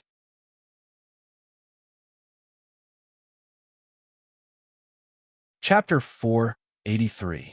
The fatty was taken aback. He felt a huge pressure suddenly attacking him, bringing with it an aura that made it impossible for him to resist. The heavily injured son you suddenly threw something out. The sanctimonious look in his eyes was long gone, and he looked like he wanted to skin Fatty alive. A huge green umbrella suddenly appeared in the sky, surrounded by white light, and a strong pressure swept across a radius of several miles. Be it the cultivators of the various sects or the demons, they all looked horrified. This umbrella was obviously not an item of the mortal world. Soul-absorbing umbrella. Fatty faltered, but it was already too late to dodge. Holy shit, Lone Moon cursed. He couldn't win and actually used an immortal artifact to cheat. Did he think he was dead? He stood up directly and was about to attack, but was pulled back by Shuning beside him. Father Nyo. Just as the immortal chi on the umbrella was about to hit Fatty, a Buddhist name suddenly came from the sky and instantly dispelled the attack on the umbrella. Umipa. Everyone heard a series of bells ringing, and they saw a bald man in a kasaya flying over on a lotus platform. His entire body was emitting a faint golden Buddhist light. Compared to the other handsome cultivators, his appearance was very ordinary, but there was a cinnabar between his eyebrows that was particularly eye-catching. His entire person gave off an aura of compassion. It's a Buddhist cultivator from Hao Ran Court. Someone recognized the identity of the person and directly exclaimed. The person waved his hand and instantly forcibly kept the green umbrella immortal artifact and bowed to everyone. This poor monk Chanji greets all benefactors. Everyone was shocked. Some even widened their eyes, their faces full of disbelief. Chanji? Isn't that the Hao Ran Court Lord? I didn't expect him to actually come personally. Hao Ran Court does not participate in worldly disputes. They only judge the justice of the world. Coming at this time, could it be that someone is doing evil? It seems that there must be something hidden between the people of Divine Imperial Sect and this sect master that caused Hao Ran Court to act. Everyone began to speculate softly, but without exception, they all had some respectful expressions towards the person who came. Even Fatty's expression softened. Huh? Shuning tilted her head, glanced at the monk who suddenly appeared, and then turned to look at Lone Moon. Why are you looking at me? Lone Moon rolled his eyes. I don't know who this is. What Hao Ran Court? He had never heard of it. Chef, on the other hand, frowned and asked subconsciously, Master, the Buddha light on this person. Shuning nodded. What Buddha light? This is the golden light of merit, right? Lone Moon also saw it and subconsciously replied. I Ching opened his mouth as if he wanted to say something, but in the end, he didn't. He turned his head and continued to look at the center. The monk called Chanji had already taken the green umbrella and walked towards Sun Yu, who was on the ground. Taoist son, since you have already lost to this Taoist Hui, why must you stab him in the back, take out your immortal weapon, and add to the sins of killing? Sun Yu's face paled, and his expression changed a few times. After a while, he hit it again and took out an elixir to eat. Then, he replied, I was wrong. Huize was originally our sect master, and we served him with all our might. For more than 20 years, we never thought that he would not be grateful. He was even deceived by a heretical cultivator and held a grudge against us. I was so angry that I took out my immortal weapon. Shut up, don't slander my master. Fatty retorted directly. Master removed the seal on my spirit root and taught me sorcery. He's not a heretical cultivator. He's the best master in the world. You know very well who is deceiving me. Rabbit also hurriedly flew over and supported Fatty, who was on the verge of collapsing. That's right. How dare you slander Great Immortal? Do you want to die? Umitba. Chanji sighed and said, "The feud between the two of you has already involved both the human and demon realms. In order to prevent people from dying, my Hao Ran court naturally cannot sit back and do nothing. If the two of you believe me, why don't I judge for the two of you?" A hint of hesitation flashed across Fatty's eyes. After a while, he still nodded. After all, Hao Ran court was different from Divine Imperial Sect. They did not belong to any sect. It was a place completely independent from the immortal sections. Everyone in the sect hated evil and had enough power. They were an existence that the entire sacred Arrival realm looked up to. If a cultivator had any grievances, as long as they could cross the Uncrook Sea and find Hao Ran court, they would definitely come forward to uphold justice. My body constitution is special. I've been imprisoned in Divine Imperial Sect since I was young. After I grew up, every 7 days, they would come and take away my flesh and blood. They sacrificed me to raise their cultivation. Fatty recounted his situation from beginning to end, including how the other party had set up restrictions in his sea of consciousness to prevent him from cultivating so that they could better control him. And Sun Yu was the same as before, refusing to admit it. "Sect leader, I know that you have a lot of misunderstandings towards us. That's why you believe in nonsense like the flesh sacrifice array. You couldn't cultivate in the past. I can understand your resentment towards my sect. Now that your cultivation has suddenly increased, I don't know what method the heretic cultivator used on you. You have to be on guard. My master is not a heretic cultivator." Fatty was obviously no match for the old fox Sun Yu. Sect Master, the 23 soul formation elders of our sect, and the traveling immortal elders all treat you sincerely. How can you use sacrificing flesh and blood to slander them without any evidence? You, who said we don't have evidence. Lone Moon could not sit still anymore. He directly appeared beside Fatty. "Master, you." Fatty was delighted. He was about to step forward when Lone Moon stuffed a handful of pills into his mouth. He swallowed it and coughed. "Meditate and regulate your breath." Lone Moon glared at him. "If you don't know how to speak, then shut up." Fatty's aura visibly weakened. He took a few steps back and obediently sat down to regulate his breath. "It's you." Sun Yu recognized at one glance that this was the person who took Huize away. "It's you, this heretic cultivator, who bewitched the sect master." "Heretic cultivator?" Lone Moon laughed coldly. "In this world, there are people who call me supremacy. Some call me young emperor, and some call me daddy. But this is the first time someone called me a heretic cultivator. Let me ask you, which eye of yours saw that I am a heretic cultivator?" Sun Yu snorted. "Your cultivation level is strange. You even let Huize ascend to the soul formation stage in a short span of more than 10 years. This cultivation level is obviously abnormal. Perhaps it's not stable at all. Who knows if there will be problems in the future? To be able to do this, if you're not a heretic cultivator, then what are you?" Fatty's cultivation level is unstable. Lone Moon laughed coldly. "So you were beaten down by an unstable soul formation cultivator just now?" Sun Yu was stumped, unable to say anything from his retort. "You're the one who's ignorant, and you blame others for being too outstanding. Let's not talk about whether I'm a heretic cultivator or not. But you must be a stupid cultivator. Stupid as stupid as stupid. You want to argue with me?" Rabbit was taught by me. Other than the Foodie Ying, he has never lost before. "You?" Sun Yu was so angry that his face turned red. His chi and blood surged. He almost spat out a mouthful of blood.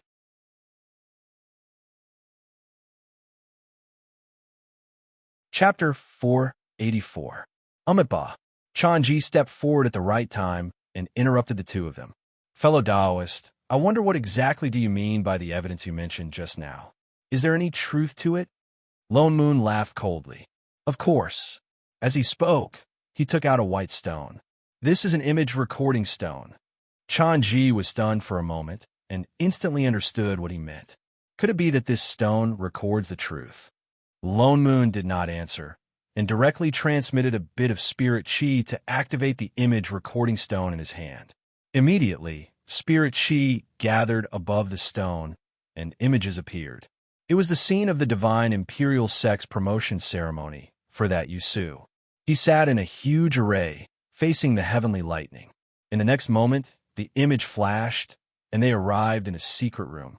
Fatty lay in the blood sacrifice array, his body full of wounds.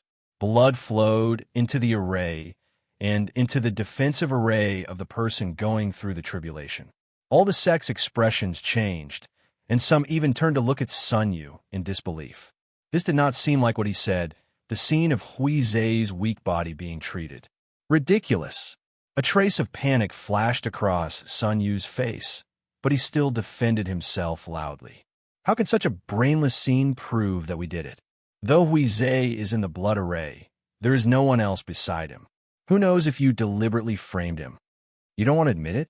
Never mind, there's more. Lone Moon laughed mockingly.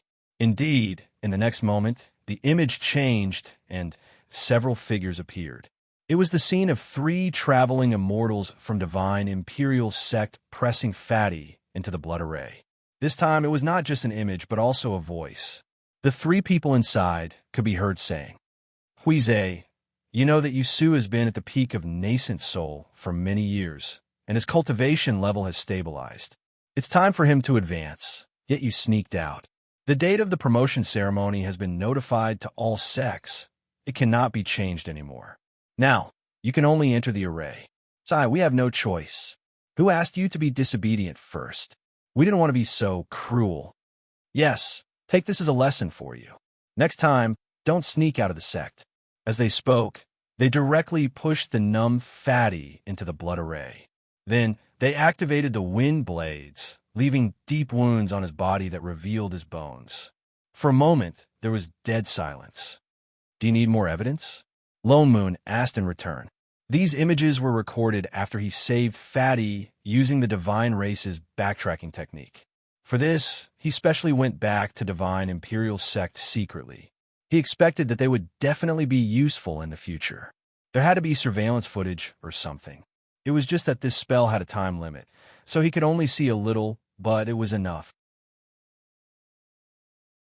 Sun Yu and the others didn't dare to say another word to defend themselves. Their faces were even paler, as if they had already foreseen how Divine Imperial Sect would be condemned after this incident. Umaba. Chanji also sighed. His gaze toward Sun Yu was full of disapproval. His voice also deepened.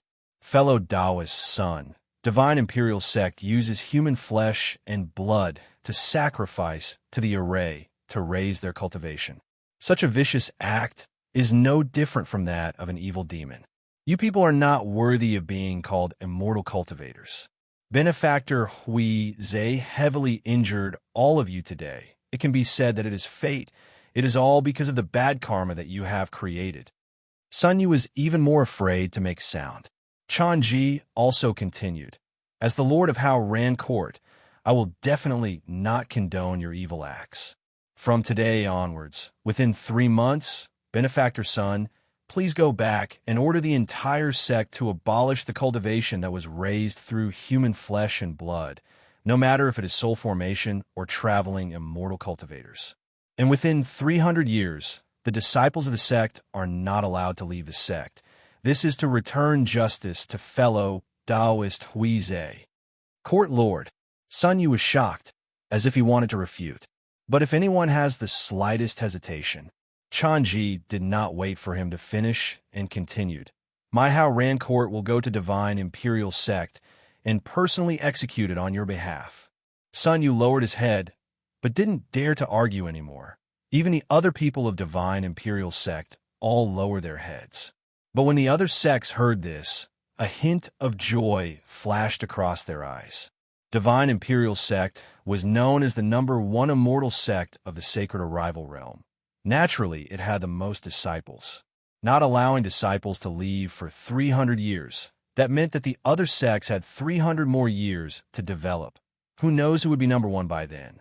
Everyone, please sincerely repent and reflect on your mistakes.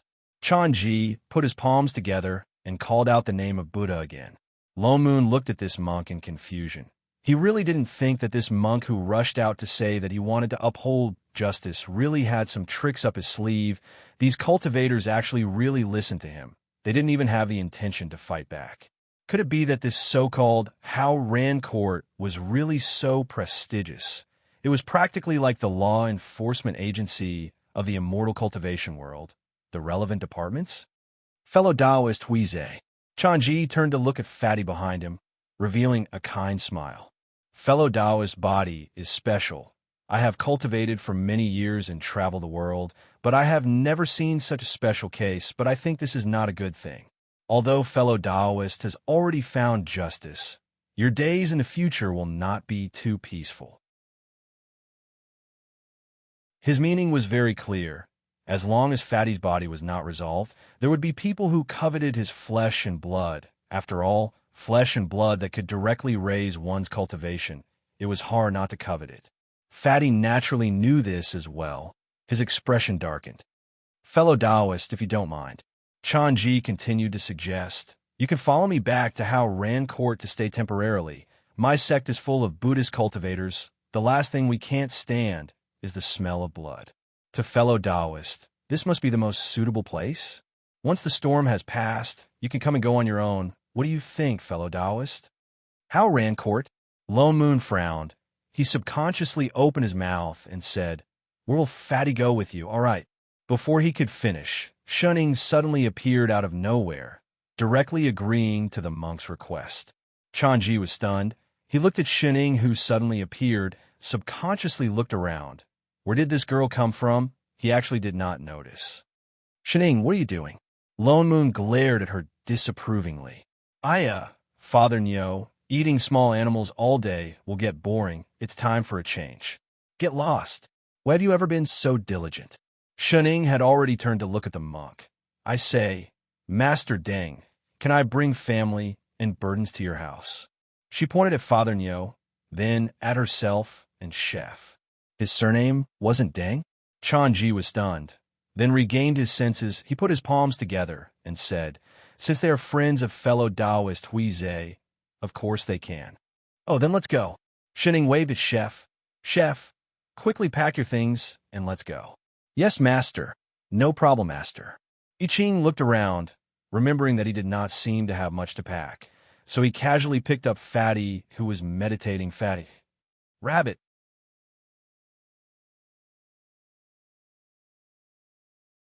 Chapter 485. The war between the two realms ended just like that, with Fatty taking on a whole bunch of enemies.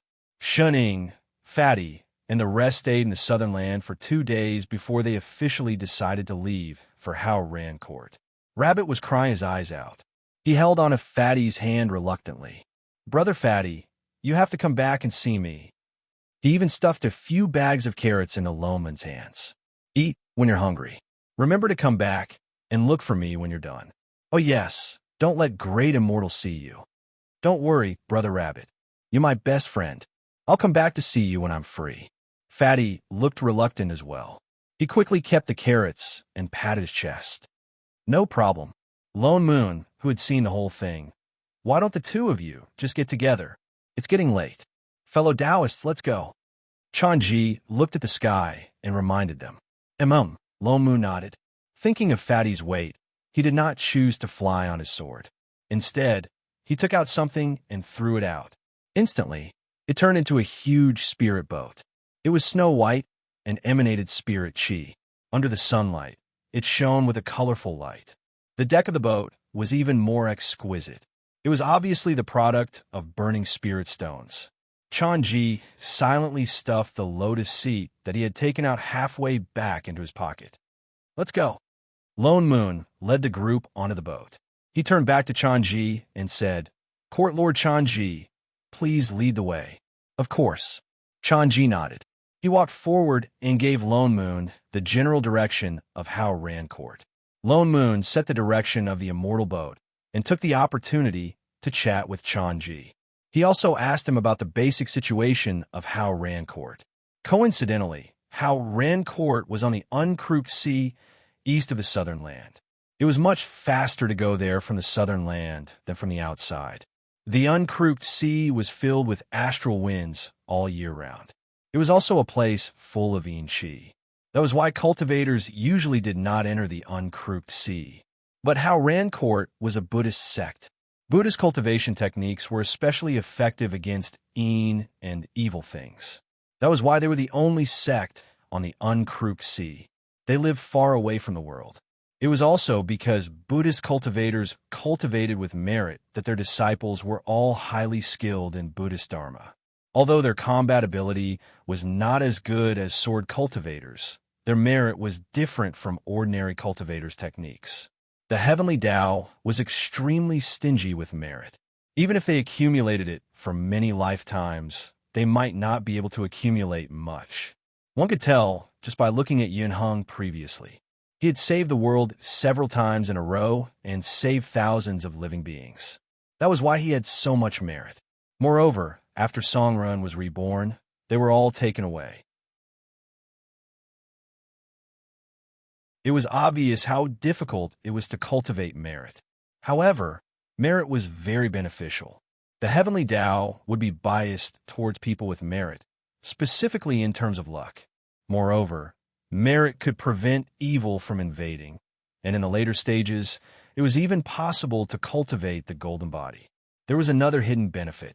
If he did a good deed and was sincerely thanked by others, he would gain merit. In other words, it was like giving the person a good person stamp. If someone attacked someone with merit, they would be stained with bad karma, which was not beneficial to their cultivation. Therefore, regardless of whether it was a devil cultivator or an immortal cultivator, they would not easily provoke a Buddhist cultivator. However, from what Chanji said, how Rancourt was different from ordinary Buddhists. They were more nosy, different from other Buddhist cultivators who did not care about worldly affairs or went deep into the mortal realm to cultivate merit. They even meddled in the affairs of the immortal cultivation world. If there was any injustice, they would intervene. Although they were Buddhist cultivators, the disciples in their sect were not weak. In fact, they had the most soul formation cultivators among all the sections. It was said that they had a patriarch in charge, a perfected immortal who had already cultivated the golden body. However, for the sake of the sect, they had not ascended to the immortal world. It could be considered a very unique sect. In the past, there were people who did not believe in heresy who challenged them. However, after a few times, no other sect dared to challenge them directly. Moreover, they were indeed fair. As time passed, they became the recognized arbitration organization in the entire sacred arrival realm. How Rancourt was not originally called How Rancourt, but Buddha Heart Sect. However, because they were too nosy, everyone looked for them to uphold justice. Therefore, they changed their name to How Rancourt, which meant righteousness. From the looks of it, it was normal for them to stand up for fatty and go against divine imperial sect. However, Lonemun's expression darkened. Whether it really was righteousness, it seemed like he could only find out when he went there. Master! Inside the ship, Chef spoke hesitantly, but his hands did not stop moving as he placed the pastries on the table. Shening turned to look at him. Chef turned to look outside, at Father Nyo and Chanji, who were chatting. That person, is it? Shening nodded. Chef's frown deepened. A moment later, as if thinking of something, he sat down at the side after placing the pastries. With a serious expression, he said, Master, there's something I've always wanted to ask you. Shening grabbed a piece of pastry and stuffed it into her mouth. What is it? Ever since Master woke up from hibernation. He paused and shook his head. No, I should say after Senior Shun. After Big Sister defeated that invading manager, my power seemed to have changed. I don't know if it's an illusion, but I keep feeling like you didn't feel wrong. Shening continued. You did. What?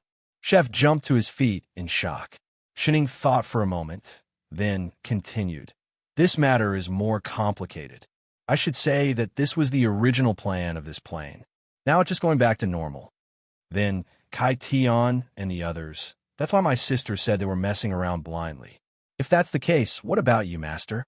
What will you do? As if thinking of something, his face paled. He grabbed the person in front of him and looked her up and down. Will you become like before, because of me? Shining dropped the pastry in her hand after being pulled by him. Air, what a waste. Master, seeing that she did not respond, Yiqing became even more anxious. Don't worry, don't worry. Shen Ying waved her hand. I'm fine. Nothing will happen to me in the future. But even if you're different, you're still my assistant. That won't change, right? Do you understand? He did not understand. In other words, you'll have to work for me for the rest of your life. Shining tilted her head and thought about it. As for the specific reason, I'll have to look at it again to be clear. But your change will not affect me at all. You won't go into hibernation again. Yiqing looked at her seriously for a while. After confirming that what she said was true, he heaved a sigh of relief. That's good, that's good. Should I tell Father Nyo about this in advance? That's good too. There's no need for that. She immediately shook her head. Now is not the time to talk about it. What's more, there's still a big matter to settle. She seemed to have thought of something. Her eyes narrowed. It hadn't started yet. If Father Nyo wanted to blow up, he could blow up later. Anyway, he should be used to it by now. 0.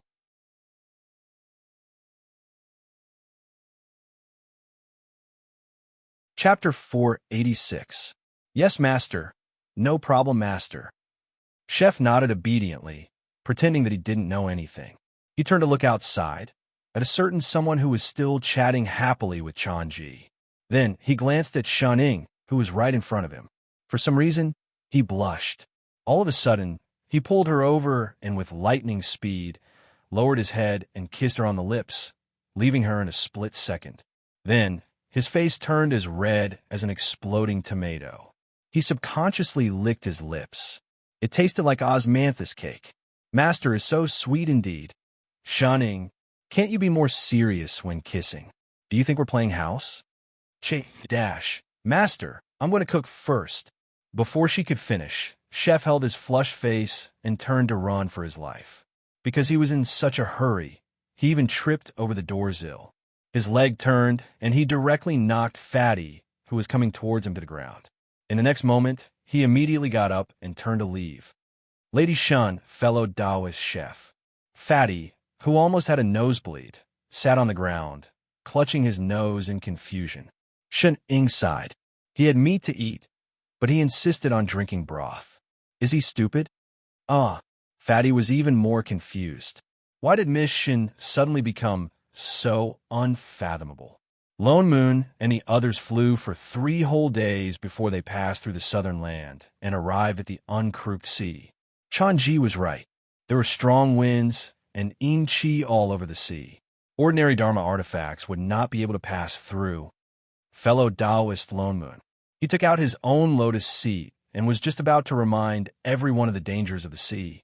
Lone Moon, however, steered the spirit boat into the sea.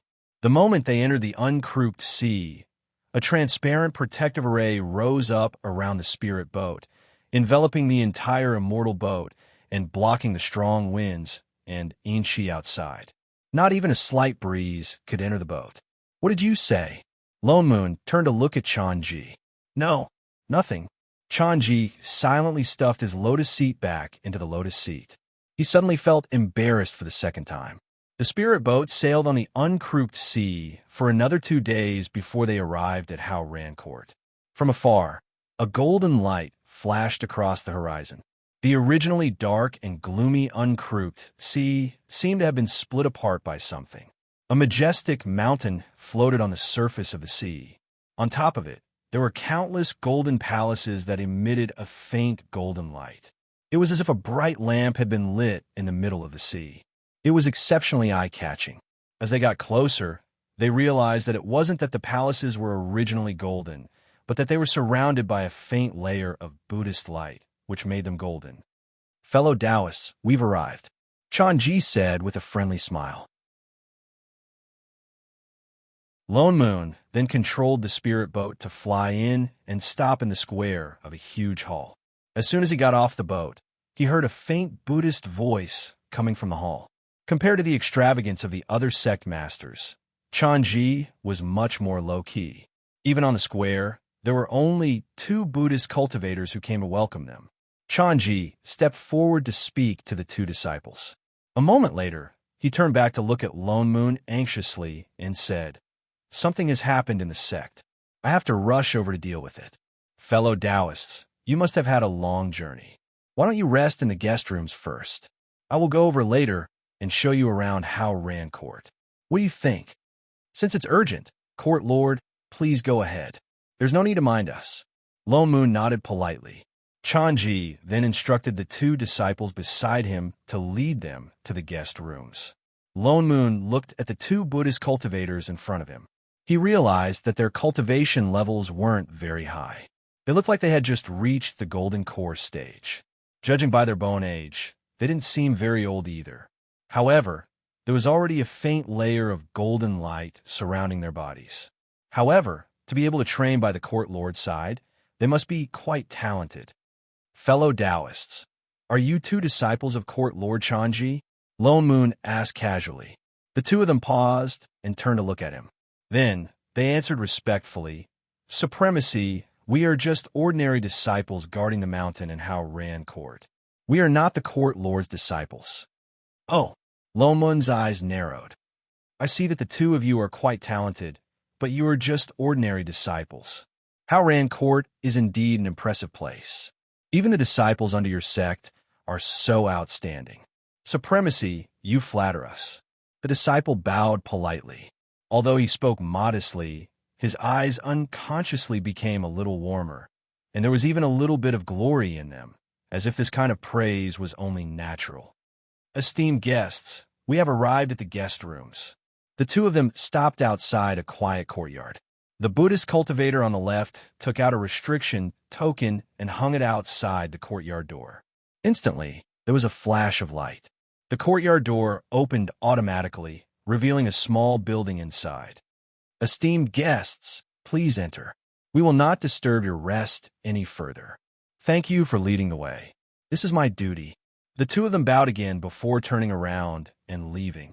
Lone Moon and the others walked in and found that the inside was even bigger than it looked from the outside. In front of them was a very big courtyard. In the middle of it was a small lotus pond. Beside the lotus pond, there were green trees and a small pavilion. Opposite them was a 3-story wooden building. It looked very elegant. The moment they entered, they felt the thick spirit chi rushing towards them. No wonder there was a restriction outside.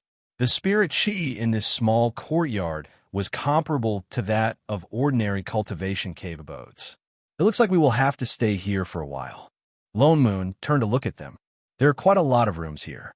The first floor is for chef to cook. We will stay on the second floor. Shining, you can find a room on the third floor." Why? She did not want to climb the third floor. Lone Moon rolled his eyes. "Look at your bad temper.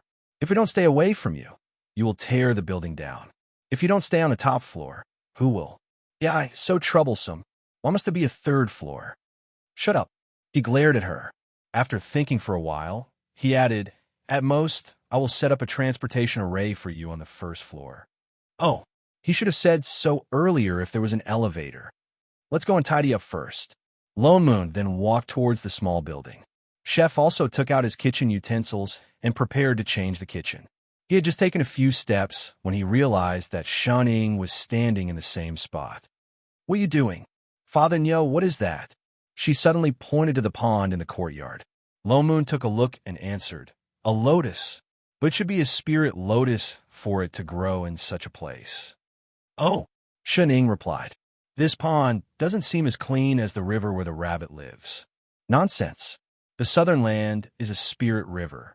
What's more, there are things planted in this pond. The pond water is naturally not as clear as the river water," Lone Moon replied casually.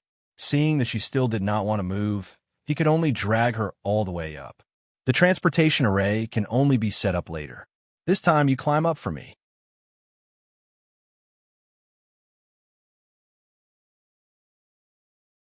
Chapter 487. It had to be said that Ran Court's guest rooms were of high standard. Not only was it a place to receive guests, but all the utensils inside were very exquisite. What's more, he actually found some fasting pills, spirit-returning pills, and other common elixirs in the room.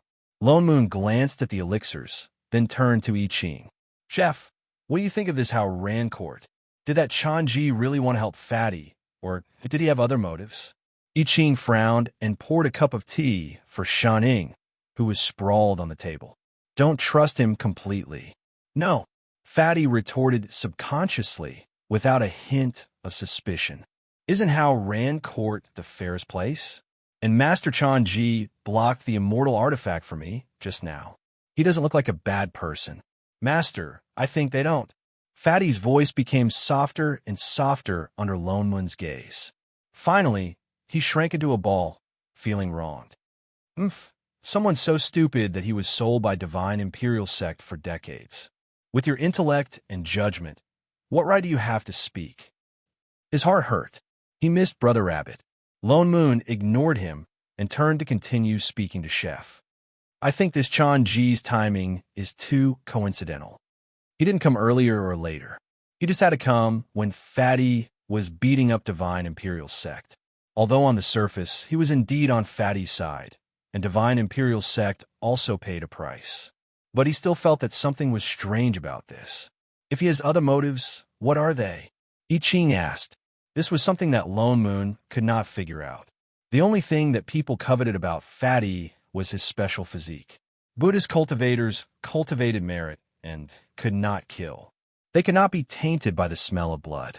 They were indeed the only people who would not have evil intentions towards Fatty, especially when Fatty's identity was completely exposed. No matter how he looked at it, Hao Rancourt's action seemed to be an act of justice. It was frank and without a trace of selfishness. But it was precisely because of this that he became even more suspicious. Suddenly thinking of something, Lone Moon turned to look at a certain person sprawled on the table. Shanning, why did you agree to let Fatty come here in the first place? Speaking of which, she was the one who agreed to let Fatty come to Hao Rancourt. Although after the secret of Fatty's physique was exposed, it was indeed not suitable for them to stay in the southern land for long. After all, demons preferred Tripitaka's meat. Shanning tilted her head and answered, because of that light bulb. Before she could finish speaking, a familiar voice suddenly came from outside. Fellow Taoists, have you rested well? The few of them exchanged glances and walked out. Only then did they see Chanji waiting outside the courtyard. Court Lord Chanji, you came so quickly. Lone Moon greeted him. Have you settled the important matters in the sect? He seemed to have thought of something and frowned. It's just some daily matters. It's just that I was in a hurry, so I went over to take a look. I hope everyone doesn't mind. What are you talking about, Hall Master? I'm already very grateful for your hospitality. You're too kind, fellow Taoist. Chanji smiled even more warmly. After another round of exchanging pleasantries with Lone Moon, Chanji suggested that he bring them around the sect to familiarize themselves with the place. Lone Moon naturally would not reject this opportunity to openly explore Hao Rancourt. Hence, he followed Chanji out the door. Chanji did not seem to have any reservations either. He led the group from the guest rooms in the side hall. They first went to the main hall for a stroll, then brought them to the side halls on the left and right, as well as dozens of halls of various sizes. Along the way, they met many disciples. Some had high cultivation levels, but there were indeed many high-level cultivators. Compared to Divine Imperial Sect, there were many more. What's more, they were all like Chanji, amiable and friendly. Lone Moon did not know if it was because they were Buddhist cultivators, but they did not have the arrogance that other cultivators had. What's more, they all had Buddha's aura around them. The more Lone Moon looked at them, the more uncomfortable he felt. Yet, he could not put his finger on what was wrong. If he had to put his finger on it, he would say that the entire sect's atmosphere was overly harmonious. There was no sense of impatience at all. This is our sect's pill refinement room. Chanji pointed to a small hall in front of them. Oh, you guys refine pills too? Lone Moon asked subconsciously. Chanji smiled and said, Hao Rancourt is far away from the mortal world. It is not as convenient to go out to sea as other immortal sections. To avoid trouble, the disciples of our sect refine some regular pills themselves. Although they are not as good as other pill refinement sects, because how Rancourt is bathed in Buddha's aura all year round. The ordinary pills that they refine are surprisingly more effective than ordinary pills. Oh, there's such a thing? Lone Mun's eyes narrowed. Indeed. Chanji nodded. Then, as if recalling something, he turned to Fatty and said, "Oh yes, fellow Taoist Huize, you were seriously injured in the battle with Divine Imperial Sect. I wonder if you have recovered. If you don't mind, there are spirit recovery pills in the guest rooms. They can help alleviate your injuries." "Thank you, Court Lord." Fatty hurriedly bowed and said, "When we were in the Southern Land, Master helped me heal my injuries. I have recovered now." He even refined 100 flying swords to repay his debt. "That's good." Chanji heaved a sigh of relief. Then he brought them into the pill room to look around. Indeed, as he said, there were only some commonly used spirit herbs in the pill room. They really only refined some commonly used pills. After exiting the pill room, he led them around the remaining halls. They were all very ordinary places, and there weren't even a few disciples around. Only then did he bring them to the back of the mountain. As they walked, he introduced, "The back of the mountain is where the sect cultivates spirit herbs. It is also a place where the disciples meditate and cultivate. It is still early now. It is the time when there are many people." Just as he finished speaking, the few of them passed through a field of low-level spirit herbs. Suddenly, a huge pond appeared in front of them. At first, it looked to be about 100 meters wide. There were many lotus flowers in the pond. Red petals filled the entire pond. A faint golden light enveloped the lotus pond. I Ching, who was carrying his master, stopped in his tracks. His eyes widened, and he subconsciously turned around. "Master, this place..." Shuning adjusted her position. She moved her head from Chef's left shoulder to his right. "I smelled it from afar." I Ching's expression immediately darkened.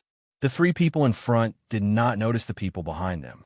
Lone Moon and Chanji walked forward and realized that there was an empty space beside the lotus pond. There were hundreds of disciples sitting cross-legged on it. All of them were in a meditative state. Their bodies were also surrounded by the same Buddhist light as the one around the lotus pond. "This lotus pond has been here since the founding of our sect. I heard that it was personally built by the founder of our sect. It is said that it has been here for millions of years." As if he knew what they were thinking, Chanji smiled and explained, "Back then, the founder achieved his Tao and ascended to immortality here. That is why every generation of disciples in our sect sees this place as a holy land. They meditate here every day. Perhaps because of this, over time, the lotus pond has also gained some Buddhist qualities." "I see. No wonder there was Buddhist light above the pond."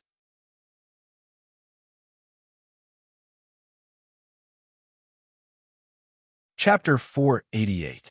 Chanji led the few of them around the meditating disciples and walked to the side of the pond. He plucked off a lotus seed and handed it to Lone Moon. "The lotus seeds in this pond are bathed in Buddhist light every day. They have already turned into spirit plants. We only get one lotus every 100 years. Not only can they be made into Dharma artifacts, but the lotus seeds also have the miraculous effect of calming one's mind. Fellow Taoist, why don't you give it a try?" "Oh." Lone Moon received it curiously. Indeed, a thick wave of spirit chi surged towards him. It did not even lose out to top-grade spirit herbs. There was even a faint, pleasant fragrance. Habitually, he turned around and was about to hand it to a certain foodie. "Foodieing, you know." Shun-Ing rejected immediately, a look of disgust on her face. "I hate vegetarian food. Forget it if you don't want to eat it. Little ingrate, do you think I want to give it to you?" Lone Moon glared at her and started to pick up the lotus seed. Shun-Ing glanced at the lotus in his hand and narrowed her eyes. Suddenly, she said, "Chef." "Yes, master. Where do the lotus pods grow?" "Naturally, it grew out of the lotus." "Lotus? Is it the same as the dandelion in the radish?" "Yes, master. Dandelions also have seeds." "Oh." Lone Moon, who was about to eat. A certain image that was not a river crab flashed across his mind like a bolt of lightning. F***CK. I suddenly don't feel like eating at all. I even feel like vomiting. What's going on? The corner of Lone Moon's mouth twitched as if he had been scalded. He turned around and shoved the lotus seed back into Chanji's hands. Court Lord, this item is very precious. I think it's best that we don't waste it. Then he looked up at the sky and said, "Thank you for today, Court Lord. It's getting late, so I won't trouble you any further. We should return to the guest room." After saying that, he turned around and left. As he walked, he swung his right hand that he had just used to break off the lotus seed. He even made several dirt removal spells in a row, as if he was stained with something dirty and couldn't wash it clean no matter how hard he tried. Chanji, Fatty, what happened just now? The four of them stayed in Hao Ran Court for a month. Other than Chanji, who would occasionally come to greet him, no one else came to disturb him. Even if he occasionally went out for a stroll, the people he met were extremely polite. Moreover, they could come and go as they pleased, and there was nothing suspicious about them. The entire sect was just like its name, righteous and incomparably calm. Even Lone Moon began to wonder if he was thinking too much. Last time, Chanji said that he wanted those scum from Divine Imperial Sect to cripple their own cultivation within 3 months. Lone Moon decided to stay in the Hao Ran sect for 3 months and see how things turned out. In any case, Fatty's debt had not been repaid. In these 3 months, they could keep an eye on Fatty's weapon refinement, talisman crafting, and so on, although the spiritual weapons in the lower realm were not worth much. If he ascended in the future, he could still return them. However, for some reason, Fatty's cultivation seemed to be stuck at the late stage of the soul formation stage, even though he had already resolved the knot in his heart. Everything else was normal, but no matter how he tried to circulate his spiritual energy, he was unable to break through. He even suspected that Fatty's cheat had lost its effect. Otherwise, why would it suddenly get stuck? On the other hand, the fat man was not anxious about this at all. In fact, he felt that this was normal, and he said righteously, "Master is so amazing, but you still haven't ascended, right? It seems that I still have a long way to go. How do you know that I can't ascend? If he wanted to go to the immortal realm, he could do it any time." Isn't that so? Fatty faltered. Isn't Master unable to ascend because he can't abstain from eating? Who can't abstain from eating? You're the one who can't abstain from eating. Your whole family can't abstain from eating. Double the training for today. No, Master. Get lost. Who's your master? Perhaps it's because of the realm gate. I Ching looked up at the sky and said in a low voice, "The seal on the realm gate has not been lifted. Based on Fatty's strength, even if his cultivation increases, he will not be able to ascend." You mean? Lone Moon's expression darkened. Before the nomological power recovers, Fatty can't ascend? Yes. I Ching nodded. Shit. Lone Moon frowned. Then how long were they going to stay in this small world? Perhaps. I Ching turned to look at the lotus pond outside and said, "It will be resolved very soon." What? Lone Moon faltered and was about to ask. All of a sudden, the ground began to tremble, and a huge boom rang out. The righteous noble sect seemed to be under attack. Its grand spell formation activated. Golden light spread out to cover the entire sect, and even the restrictive spells in the courtyard were dispelled. What's going on? Lone Moon stood up. The shaking did not stop. In fact, it seemed to be getting stronger and stronger. The usually quiet sect started to make noises. There was also a faint cold aura coming from the ground. On closer inspection, it seemed to come from the bottom of the sea under the mountain. The two of them walked out. Fatty also sensed that something was wrong. He released his divine perception to take a look. Indeed, the disciples were flying out of the sect in a panic. Most of them were flying towards the sea under the mountain. "There's something at the bottom of the mountain," I Ching said with certainty. Lone Moon frowned. Just as he was about to ask for more details, a disciple rushed over and bowed to them. "Seniors, the court master has ordered that something big has happened in the sect. It is not convenient for you to stay any longer. Please follow me down the mountain and leave the uncrooked sea." What exactly happened? Lone Moon frowned. Why did Chanji suddenly ask them to leave? This. The disciple looked troubled. "I'm only following the orders of the sect master," to bring you down the mountain. I'm not sure about anything else. Now that the protective mountain array has been activated, we can only go down the mountain through the array at the back. Time is of the essence. It will be too late if we are late. Please follow me quickly, seniors. Lone Moon exchanged a look with Chef. Does it have anything to do with the thing at the bottom of the mountain? Senior. The disciple's face paled. He looked even more panicked. I don't know either. It's all right. Bring us directly to your courtmaster, Lone Moon said in a low voice. Lone Moon said in a low voice, given the situation now, something big must have happened. Maybe we can help. The disciple looked up at him. He hesitated for a moment before nodding. All right, everyone, please follow me. Lone Moon was about to follow on his sword when he suddenly paused. Wait, where's Shunning? Bring her along. Otherwise, he would lose another one. I Ching nodded. He returned to the house and pulled Shunning, who was still chewing on a fruit. Together with Fatty, they flew out with the disciple. Indeed, Chanji was right at the bottom of Hao Ran Court. He was standing on the surface of the sea. Beside him were tens of soul formation cultivators. One of them had immortal chi about him. Upon closer inspection, Lone Moon realized that he was already an earth immortal. He was just suppressing his cultivation.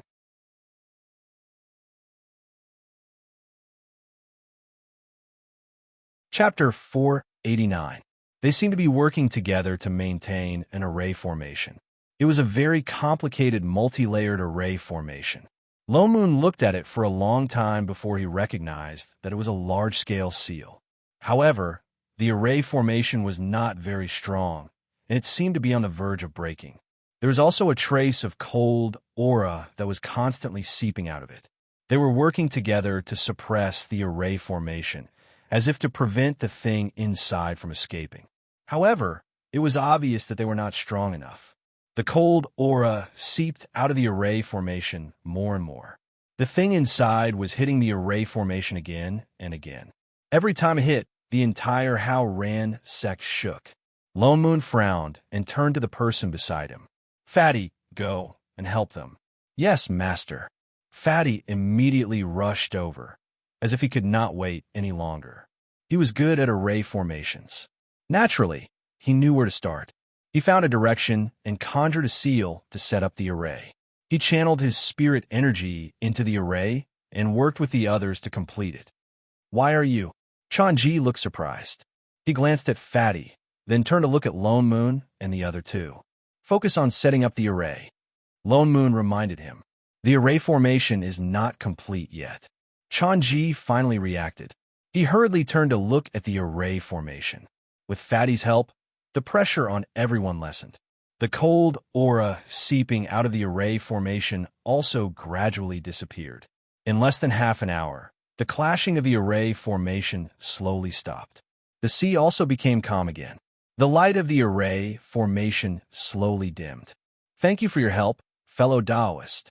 Chanji nodded at Fatty, then looked at Lone Moon and the others. It was nothing. Don't stand on ceremony, Court Lord. Fatty smiled and replied, May I ask, Court Lord, what is sealed in this array formation? Lone Moon looked at the location of the seal and asked, Everyone here is a soul formation cultivator. Why does it require all of you to work together to barely seal it? This. Chanji's expression changed. He seemed to be hesitating. It's a ferocious beast. An old man behind him answered. It was the Earth Immortal. Patriarch, there's no harm in telling them. The old man waved his hand and stopped Chanji from objecting. These few don't look like evil people. Perhaps they might be able to help us if we tell them. Fellow Taoist, you are? Lone Moon glanced at the elder. An Earth Immortal could actually stay in the lower realm for such a long time without ascending. Furthermore, he was not an itinerant immortal who had disintegrated. This was indeed rare. This is the ancestor of my sect, Exalted Immortal Jingda, Chanji introduced. So it's fellow Taoist Jingda. Lone Moon cupped his fists politely and replied subconsciously. However, the expressions of the other cultivators present changed. Jingda's status in the sacred arrival realm was different from that of the other cultivators. It was not wrong to say that he was the #1 cultivator in the cultivation world. Perhaps because he was a perfected immortal, everyone addressed him as exalted immortal. Lone Moon blurted out, "Fellow Taoist." Even Jingda could not help but frown, but he did not deliberately correct him. Trapped beneath this seal is the ferocious beast Draconic Weep. What, Sob? Lone Moon was really shocked, and his eyes widened. What? Shunning turned to look at Chef out of habit. I Ching lowered his head and explained, "Master, the Weeping Sorcerer is an ancient, ferocious beast. It appeared in this plane at the same time as the dragons and phoenixes. Its power is not inferior to the divine race. But ferocious beasts are different from the divine race. Ferocious beasts do not have sentience, and they are born to kill. In the ancient times, the divine race fought with the ferocious beasts and killed all the ferocious beasts. Logically speaking, there should be no more ancient ferocious beasts in this world. Then what is this weeping beast? It's a weeping sorcerer." I Ching thought for a moment before continuing. "Legend has it that the ancient ferocious beast weeping sorcerer uses yin qi as its soul, blood qi as its spirit, and turbid grievous qi as its bones. It has a violent temperament and only knows how to kill. What's more, it likes to eat flesh and blood. As long as it is alive, it will eat it." "I see." Shen Ying's eyes narrowed. Lone Moon's expression darkened. Why would an ancient ferocious beast appear in the mortal world? Even if it appeared, it should have appeared in the divine world, right? After all, it was at the same time. "I'm not very sure about that either." Chanji sighed and said, "Years ago, when the ancestral master of my sect discovered this weeping sorcerer, he sealed it here and established the Buddha Heart sect, which is now the Hao Ran court. He wanted to use the Buddha light in the sect to purify this ferocious beast's yin qi." He seemed to have thought of something and shook his head. "Unfortunately, after so many years, this ferocious beast has not been dealt with. In fact, it has become even more ferocious. Now, even the seal that the ancestral master left behind can no longer suppress it. Just sealing it here is not the solution. Once the ancient ferocious beast appeared, no mortal cultivator would be able to stop it no matter how many of them there were. No, it should be said that even in the immortal world, it would not be easy to subdue it. Sai, how would we not know that the seal is only temporarily keeping it here, so that it cannot go out and harm people?" Chanji looked helpless. He raised his head to look at Lone Moon, and something flashed across his eyes. Then it quickly disappeared. But apart from this, there is no other way. Lone Moon frowned. Of course there were other ways, but the most effective way was for him or Chef to deal with it directly. Dealing with this ferocious beast was not a problem. The problem was where this ferocious beast came from.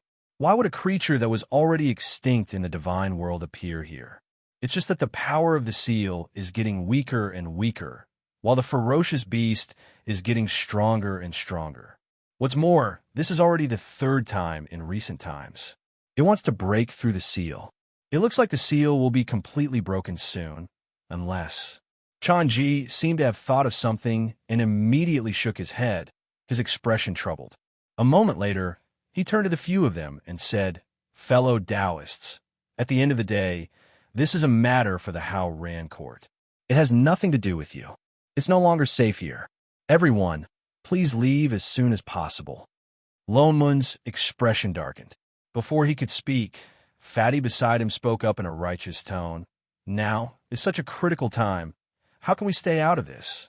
If we really let the ancient ferocious beast out, all living beings will be killed. No one will be able to escape. What's more, we are not cowards who are afraid of death. Isn't that right, Master?" Once he finished speaking, he looked at Lone Moon with a righteous expression. "Eh." Lone Moon rolled his eyes at him. "Then you go and deal with the ferocious beast. You're talking as if you can do it?" Fatty immediately lowered his head timidly. Lone Moon could not be bothered with this hot-blooded young man. He turned to Chanji and said, "Court Lord, what you're saying is that there are other ways to stop the ferocious beast from coming out. There were ways in the past, but..." Chanji looked at him, the light in his eyes flickering. He looked like he wanted to say something, but was hesitating. A moment later, he gritted his teeth and said, "The array that seals the ferocious beast was created by the founding master of our sect. The method of setting up the array has been passed down from generation to generation. Naturally, we've learned all of it. Now that the ferocious beast has broken the seal, the most effective way is to reseal it." "How do we reseal it?" Lone Moon asked.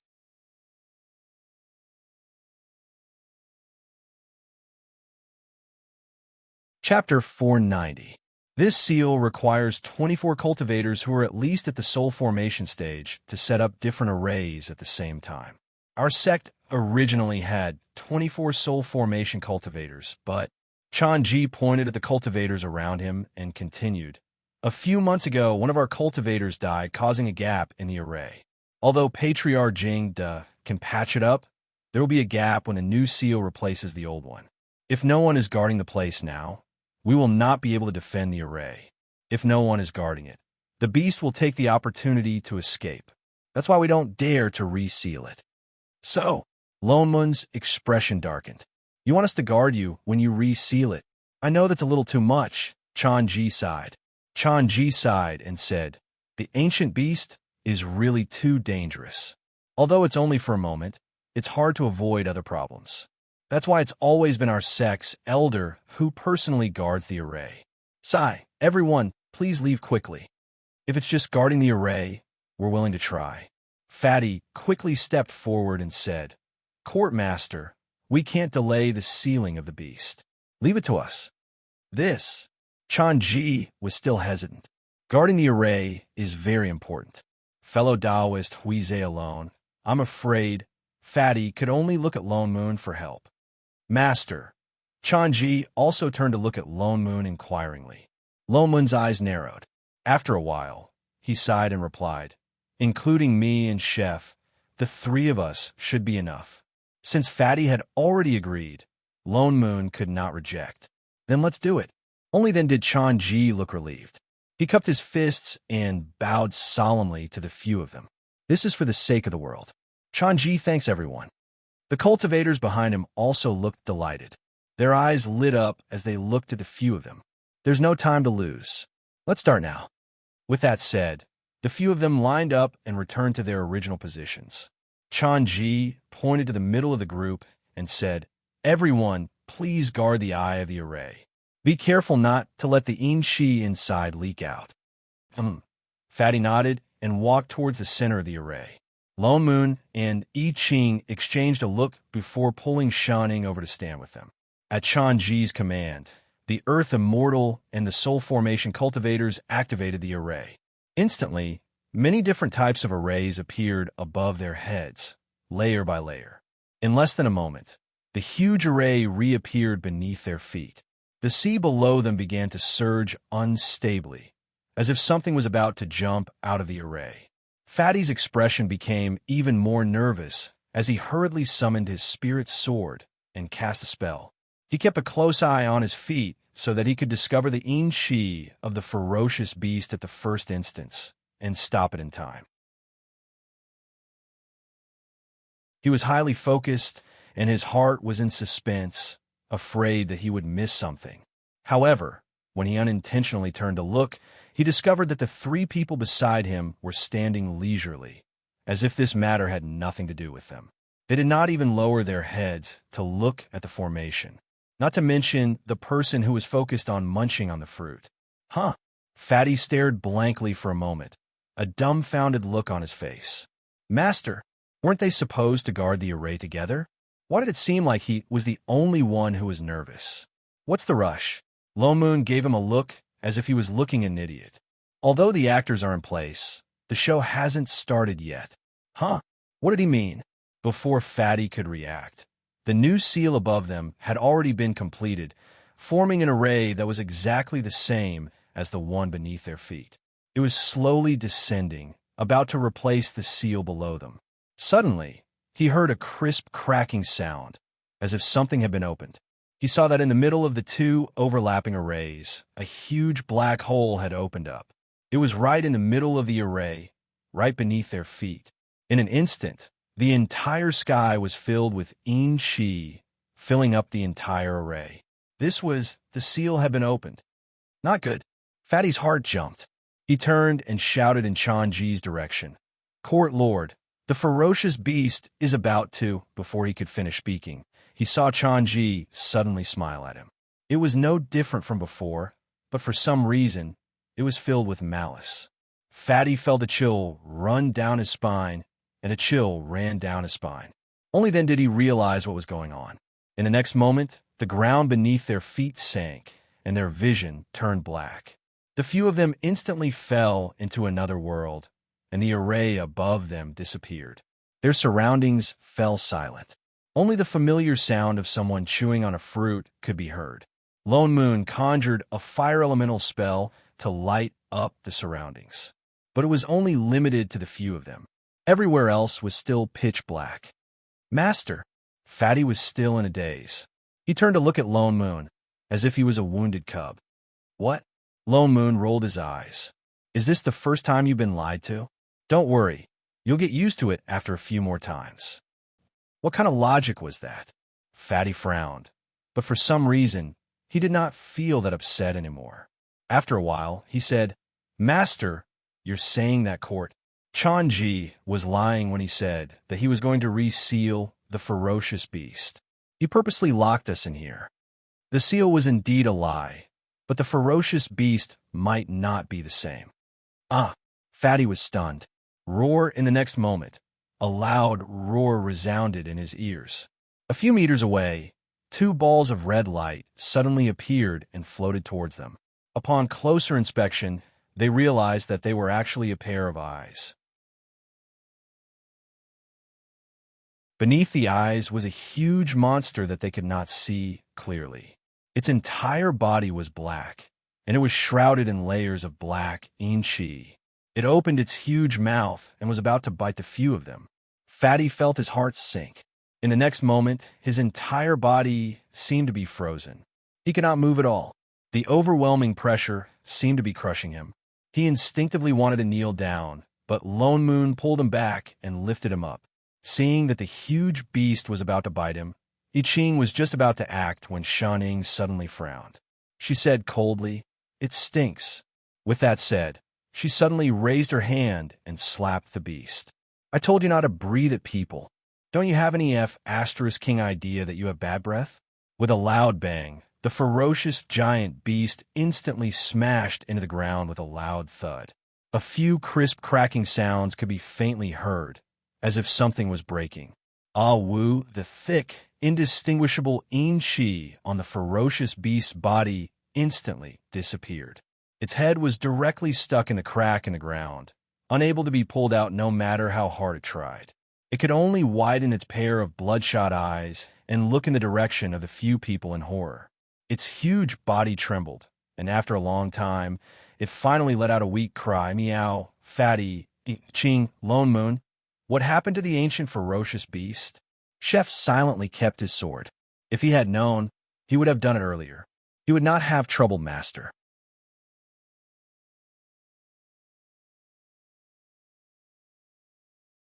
Chapter 491. It was as if Fatty was meeting Shanning for the first time. He scanned her from head to toe in disbelief. Was Miss Shun so powerful? As if sensing his gaze, Shanning suddenly turned around and handed something over to him. With a serious expression, she asked, Do you want some fruit? Fatty paused.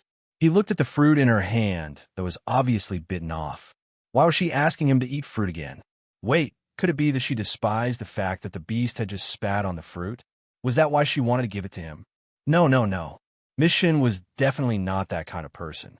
She must have seen that he was frightened, so she gave it to him to calm him down. She only gave him half of it because there was only one left. That must be it. No need. Thank you, Miss Shun. Fatty shook his head. Oh. Shuning retracted her hand with a look of disappointment.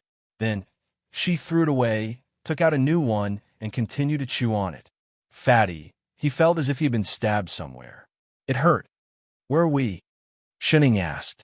We should be underwater, Lone Moon replied casually. Then, he took out a pearl, and their surroundings lit up. It was not just a few of them. Everything around them lit up. It was only then that the fatty discovered that they were indeed at the bottom of the water. They were surrounded by a bubble-like spirit formation. Lone Moon must have set up this array the moment they fell into the water. The bottom of the water was desolate. Apart from a trembling beast, there was nothing else. This place was not big. It was only a few hundred feet away. They could see the end of it at a glance. It looked like a body of water that had been specially created. Lone Moon controlled the barrier and brought the few of them to the bottom of the water. They looked around but did not find anything special. Master, Fatty looked at Lone Moon, who seemed to be looking for something. He could not help but ask, "What did you find out that Chan-ji was lying to us?" Looking at how calm they were just now, it was obvious that they knew Chan-ji's motive and came here on purpose. Lone Moon glanced at him and replied, "From a moment they told me that the beast in the seal was the sorrowful beast. Wasn't that right from the beginning?" Chan-ji acted like he did not want to implicate us, yet he did not hide the fact that the beast was sealed. Lone Moon snorted. He said he would send us away, yet he made it so clear about the seal. Isn't he obviously trying to drag us down with him? Even the disciple who said he would bring them down the mountain was brought here after Lone Moon had said a few words. It was obvious that it had been arranged from the very beginning. Did they think that he couldn't see through this trick of loosening the reins only to grasp them better? He kept saying that the seal was unstable a few months ago, but we only arrived at Reincarnation a month ago. If he really didn't want to implicate us, why did he suggest for us to come here? Chan-ji to the sorrowful, Chan Long as he said, Chan-ji and Dao. Time as he, Chan Xiao, and time as well. Time as t. Sorrowful beast could destroy a small world. But this did not include the sorrowful beast. Chef had told him that the sorrowful beast was an earth beast. Earth beasts were connected to the earth veins of their habitat. Earth beasts could not leave their habitat. In other words, the sorrowful beast was a shut-in beast. Unless it was in danger, it would not come out. Others might not know about this, but Chef, who had inherited the divine heritage, knew it very well. This way, it was obvious that they were talking about the seal array. They were trying to lure them into the array. But I have no enmity with Reincarnation. Why would they do this? Fatty still could not understand. Lone Moon scanned him from head to toe. What else could it be? Fatty paused and pointed at himself. Me? Do we have any other Trippiake-S meat here? What was Trippiake-S meat? But they are Buddhist cultivators? Fatty's eyes widened in disbelief. We can't be sure if they are real Buddhist cultivators. Lone Moon frowned. They must have other motives for locking us here. Let's find out what else is here apart from the beast. So the few of them looked around, but still did not find anything special. Chef, did you find anything? I Ching shook his head. We could see everything here at one glance. There's nothing strange. That's strange. Lone Moon frowned. Why did they put in so much effort to lock us in here? Maybe they don't want to do anything. Shen Ying suddenly said. The two of them paused and then reacted. That's right. Those people did not know what they were capable of. At most, they would think that they were soul formation cultivators. Under normal circumstances, if they came in and there was a beast inside, it was most likely that, at that moment, 3 pairs of eyes looked down at the beast below. The beast whose head was still stuck in the crack was shocked and shook even more violently. Meow, meow, meow. The corner of Lone Moon's mouth twitched. He raised his hand and conjured a chain. He tied the beast up and pulled hard. Only then did Weeping Beast come out. The ferocious beast, which had finally managed to escape, looked up at them weakly. More accurately, it looked at Shen Ying, and its whole body trembled. Meow, it cried out. It turned and lowered its head. Then it stuffed its head back in. This time, it was not stuck. Its whole head was in the crack. Only a ball of black chi was left outside. It shook so hard that it looked like it was going to fall apart. Lone Moon, I Ching, Fatty, how timid was it? It's just a slap, that's all. Lone Moon had no choice but to pull it out again. He even conjured an earth elemental spell to fill up the crack in the ground. Weeping Beast had nowhere to hide. It turned around in a panic. Finally, its eyes rolled back and it fell to the ground, motionless. It pretended to be dead. The three of them, they gave it 0 points for pretending to be dead. Did it think they were blind? Lone Moon sighed and did not care about it anymore. If Chan-Ji and the other's goal was Fatty's flesh and blood, then it doesn't make sense for them to send him in. Weeping beasts like to eat flesh and blood too. What good would it do them if Fatty was eaten? Lone Moon looked at the cowardly beast. Unless there's something special about Weeping Beast. Lone Moon suddenly thought of something. He turned to I Ching and said, "Chef, throw the beast in your storage bag to Weeping Beast." The master and disciple pair turned to look at him and sent a wave of resentment. "Shunning, that has to be eaten." "I Ching, that's master's." "All right, I'll pay for your food."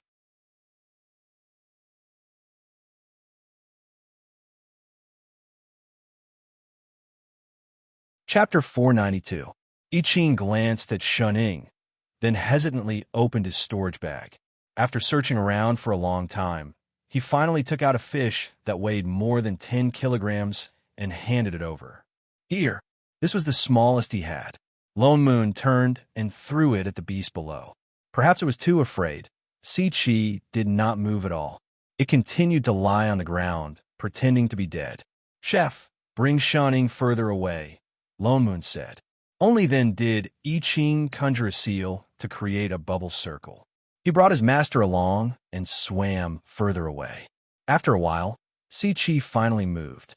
A small part of its body, which was made up of black I-Chi, carefully moved towards the fish beside it, as if to make sure that no one was stopping it. Only then did he straighten his body and pounce towards the fish with lightning speed. The black aura on its body dispersed and wrapped around the fish. Not long after, he spat out another complete fish bone from his mouth. Lone Moon paused. It doesn't eat bones. By right, this beast, which was made up of In-Chi, should be able to digest anything. What's more, whether it was a demon or a human cultivator, bones contained more spirit energy than flesh and blood. Yet Si-Chi did not eat them. Could it be that Chan-Ji and the other's goal was just as he was thinking about it?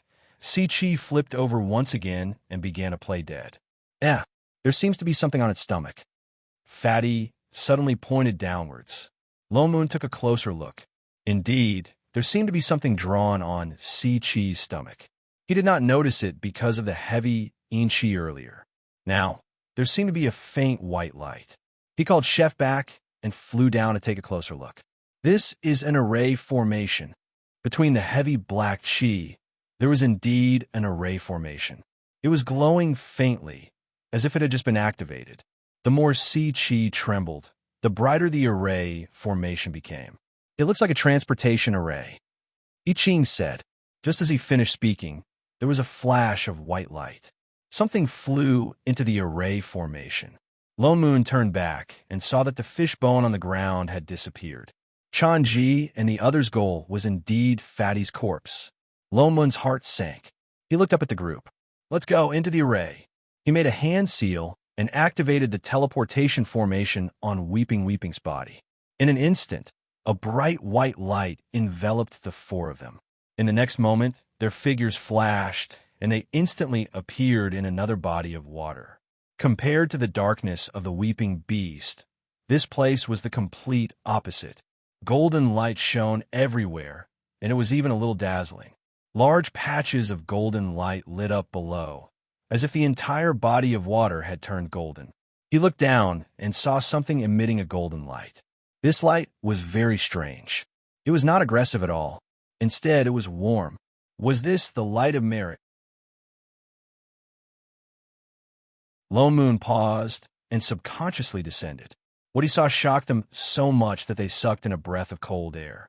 Bones! There were corpses all over the ground, covering the entire bottom of the water, so dense that there was not a single gap. At first glance, there were hundreds of corpses. Some of them seemed to be eternally old, with half of their bodies submerged in the mud.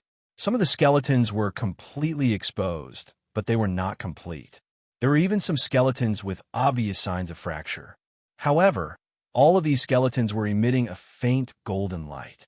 All of the light at the bottom of the water came from them. For a moment, The few of them were stunned and did not speak for a long time, until Fatty murmured, "These are golden bodies, golden bodies." His face suddenly paled, and he began to breathe heavily, as if he had been hit by something. His eyes were listless. "Fatty?" Lone Moon paused, and then regained his senses. "What's wrong with you? Why are you suddenly— Wait, why are you crying?" Crying? Fatty was stunned. He wiped his face and realized that he did not know when his face was covered in tears. His expression was blank, but his face became even paler. "Yes, why am I crying? What's wrong with me? Master." Hey. Fatty, what's wrong with you? Don't scare me." He really looked too abnormal. I don't know." Fatty cried even harder, but his tears could not be stopped. They flowed more and more. He seemed to be unable to bear it and squatted down. "I don't know.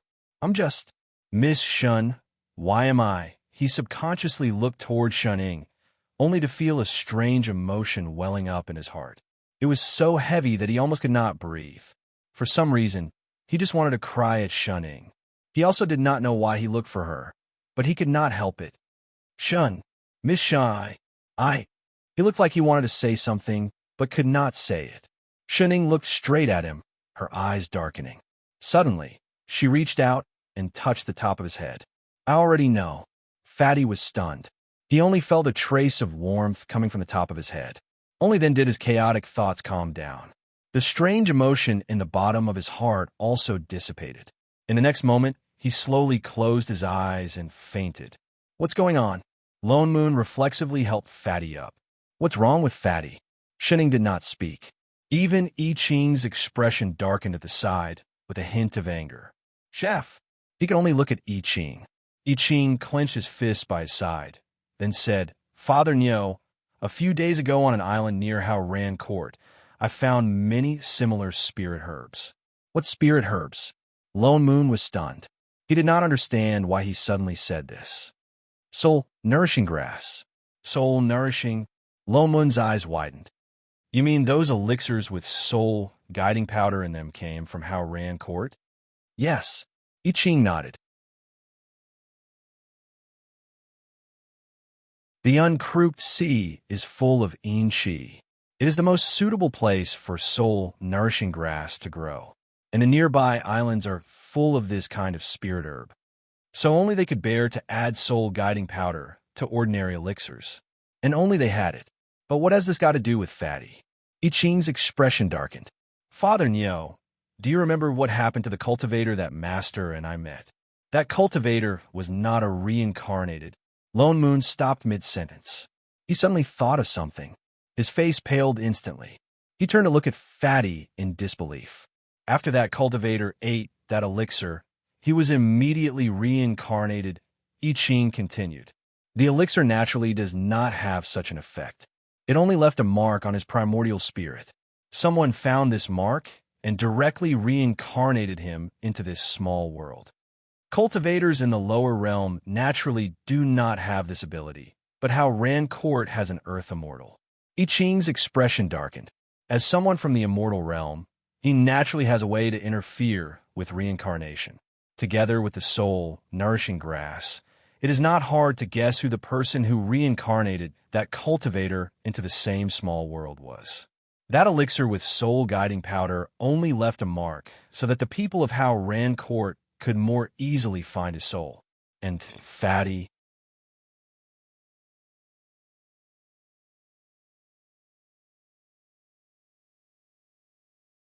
Chapter 493. I Ching looked down at Fatty, who had already fainted, and directly conjured a seal. A stream of spirit chi instantly swept towards his primordial spirit, and in no time, a red mark slowly floated above Fatty's head. Ran Court and Divine Imperial Sect are in cahoots. Fatty was already imprinted long ago. I Ching let out a long sigh and said, "They racked their brains to transfer Fatty's corpse here, not wanting Fatty's soul to reincarnate into other small worlds. And in addition, rumor has it that the previous sect masters of Divine Imperial Sect were born weak and could not live past 30. All these added together, it's obvious." I Ching looked down at the surrounding bones and said word by word, It's not Fatty's first time being the sect master of Divine Imperial Sect, and these bones are all Fatty. The Fatty who would be stripped of his flesh and blood by those cultivators in every lifetime for ascension, and even his bones would be squeezed out of him to the last bit of merit. That's why when he arrived here, he suddenly became so abnormal, so agitated, because every piece of bone at the bottom of the water was all him. Because of his special flesh and blood, he was a golden body of merit in every lifetime. That's why in every lifetime he reincarnated in this small world. He died in the hands of those cultivators for the so-called cultivation. They used him completely. They even left imprints on his primordial spirit, controlling all his reincarnations, and kept him in Divine Imperial Sect like a pig waiting to be slaughtered. He couldn't help but cry to Shening, but it was just complaining, an injustice that even the heavenly Tao couldn't sue. He could only complain to Shening. "Shit!" Lone Moon shouted, a never-before-felt anger rising from the bottom of his heart. "These bastards!" Instantly, the sword chi on his body burst out uncontrollably, sweeping towards the entire bottom of the water like a sharp blade, and in an instant, all the bones on the ground were turned into ashes. The soaring sword chi broke out of the water, and the water that was originally more than 10 meters deep instantly evaporated. Lone Moon's figure flashed, and he was already flying up into the sky. I Ching subconsciously summoned his sword, wanting to follow and help. "Chef!" Shen Ying suddenly tugged at him. "When adults do things, we children shouldn't interfere." With that said, she pointed to the person at her feet. "Take Fatty, we'll just watch. If you leave, no one will carry Fatty." "Yes, master." I Ching sheathed his sword without hesitation. He picked up Fatty, who weighed more than 150 kilograms, and directly flew out of the completely dry water. When they flew up, they found out that they were in the huge lotus pond at the back mountain of Hao Ran Court. Sure enough, the thick stench of blood and killing intent he smelled in this place was not wrong at all. Speaking of which, it was quite ironic. A group of Buddhist cultivators who focused on cultivating merit actually all had their cultivation base from the corpses of those who died wrongfully in this pool. The commotion here naturally alerted the people of Hao Ran Court. In less than 10 breaths' time, Chan Ji led the group of cultivators out. When he saw Lone Moon in the sky, he was shocked, and his face was filled with disbelief. "You? How could you?" Chan Ji's eyes widened. "That's impossible." "Oof." Lone Moon sneered. "Are you surprised that you didn't get eaten by the beast as you wished? Don't worry, you'll be even more surprised." As soon as he finished speaking, he turned his hand, and a sky full of spiritual swords instantly appeared. They densely occupied the entire sky and set up a sky full of swords. With a completely irresistible pressure, they blotted out the sky and covered the earth. Chan Ji's legs trembled. He lost his balance and fell from the sky. The other cultivators around him were the same. They were so suppressed that they could not even lift their heads. "Who exactly are you?" Chan Ji looked at the person in the sky in shock. The kind mask on his face was long gone. In fact, there was a vicious look on his face. This kind of power could not belong to an ordinary cultivator. Suddenly, he thought of something and widened his eyes. Could this person be someone from the upper realm? "Who am I?" "I'm Fatty's master." Lone Moon's eyes turned cold. "I'm not much of a person. I'm just very protective. Although he's a fatty, it's not your place to bully him." As he spoke, an even more powerful force descended. The people below could not withstand it. They felt their blood boil and spat out blood. "Ayaya." Shunning clicked her tongue in an exaggerated manner. She looked up at the furious Father Nyo and said, "Father Nyo really treats Fatty differently." I Ching paused and hurriedly said, "Master is right." Chan Ji could not hold on any longer. Just as his divine perception was about to be crushed by the suppressive force, a figure suddenly flew up from the mountain peak. "Heretic cultivator, don't you dare be so arrogant." The patriarch of Hao Ran Court, Earth Immortal Jingda, rushed out and threw the Dharma artifact in his hand at Lone Moon. Instantly, a huge green umbrella appeared in the sky. It grew 10 times bigger and emitted a white light. It attacked Lone Moon. Immortal artifact? Lone Moon paused. He recognized that this was the umbrella that Divine Imperial Sect had taken out twice. They were indeed jackals of the same tribe. The anger in Lone Moon's heart rose once again. He waved the sword in his hand, and a ray of sword chi flew towards the umbrella. "Oomph. You think you could defeat me, Dash?" Before Jingda could finish his sentence, the umbrella was cut in half by the sword. All the immortal chi disappeared, and the umbrella fell to the ground. Lone Moon had not liked this umbrella for a long time. It was clearly a piece of trash. How many times had it appeared? Jingda's eyes widened in disbelief. His immortal artifact was immediately hit by a huge pain in his chest. The backlash from the destruction of his Dharma artifact hit him. His chi and blood flowed in reverse, and he spat out a mouthful of blood. He could not even fly his sword and fell to the ground with Chanji and the others. "Humph. What kind of trash dares to call itself an immortal artifact?" Lone Moon's mocking mode was on full display.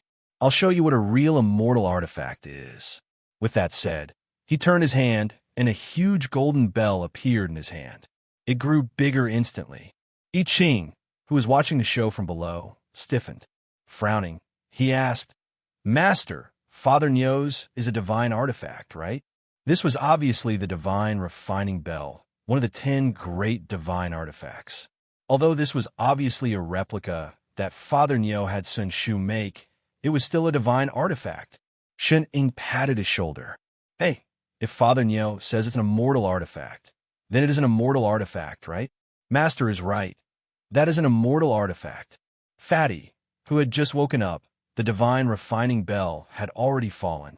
I Ching hurriedly brought his master and the 150-kilogram Fatty out of Hao Ran Court. They hid further away. In the next moment, there was a series of rumbling sounds. Under the immense pressure, a large portion of the originally magnificent palace collapsed. The entire mountain of Hao Ran Court began to collapse, falling into the sea below as if it was falling apart. Just as Chan Ji and the others were about to be crushed under the bell, a golden light flashed. The falling divine refining bell suddenly stopped in midair. Huh.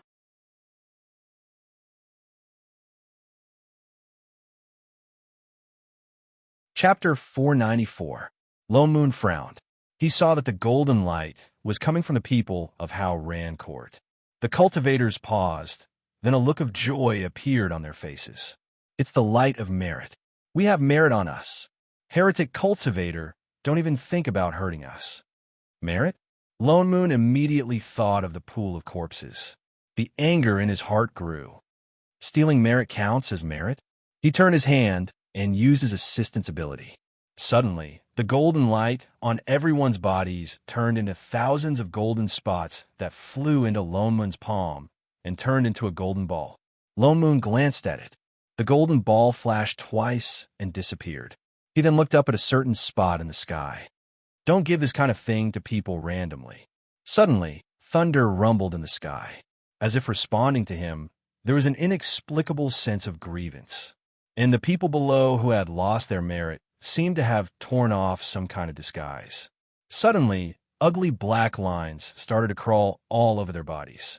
This was a sign that they were turning into demons. How? How is this possible? Chan Ji's eyes widened. That person looked like a cultivator. How could he take away their merit so easily? His face was full of fear. He thought of something and shouted to Jingda, "Patriarch, he's from the upper realm. He must be from the upper realm. Quick, get the immortal supremacy." Jingda paused. Then his eyes lit up. He seemed to have reacted. He hurriedly took out a purple talisman and forced himself to inject the last bit of spirit energy into it. He shouted, "I beg the immortal supremacy to descend and protect the disciples of Hao Ran Court." The other disciples followed suit and shouted, "I beg the immortal supremacy to descend and protect the disciples of Hao Ran Court." Lone Moon, who was about to continue activating the divine refining bell, paused. From the looks of it, Fatty's matter had something to do with the immortal realm. With a thought, he kept the bell. All right. He waited to see which bastard from the immortal realm it was. Chef Shun Ying, who was nibbling on a fruit, suddenly said, "Open the realm gate." "Master?" I Ching was confused. "But this realm gate is locked by the heavenly Tao. If we force it open, you can open it now." I Ching paused, then seemed to think of something and nodded. "Yes, master." He raised his head and glanced at the sky. With just a thought, the nomological power that was locking the realm gate up above instantly dispersed, and the realm gate opened. Almost at the instant the realm gate returned to normal, a ray of heavenly light shone down from the sky. It was as if a door had opened up in the sky. The celestial chi that filled the sky immediately surged into this small world. In an instant, even the half-collapsed Hao Ran Court's spirit plants began to grow wildly, covering the entire ruins. "It's the immortal venerable. The immortal venerable has arrived." A severely injured disciple cried out in surprise. He looked at the light in the sky excitedly, and the fear in his heart was swept away. Even Chan Ji and Jing De looked excited, as if they were about to make a comeback.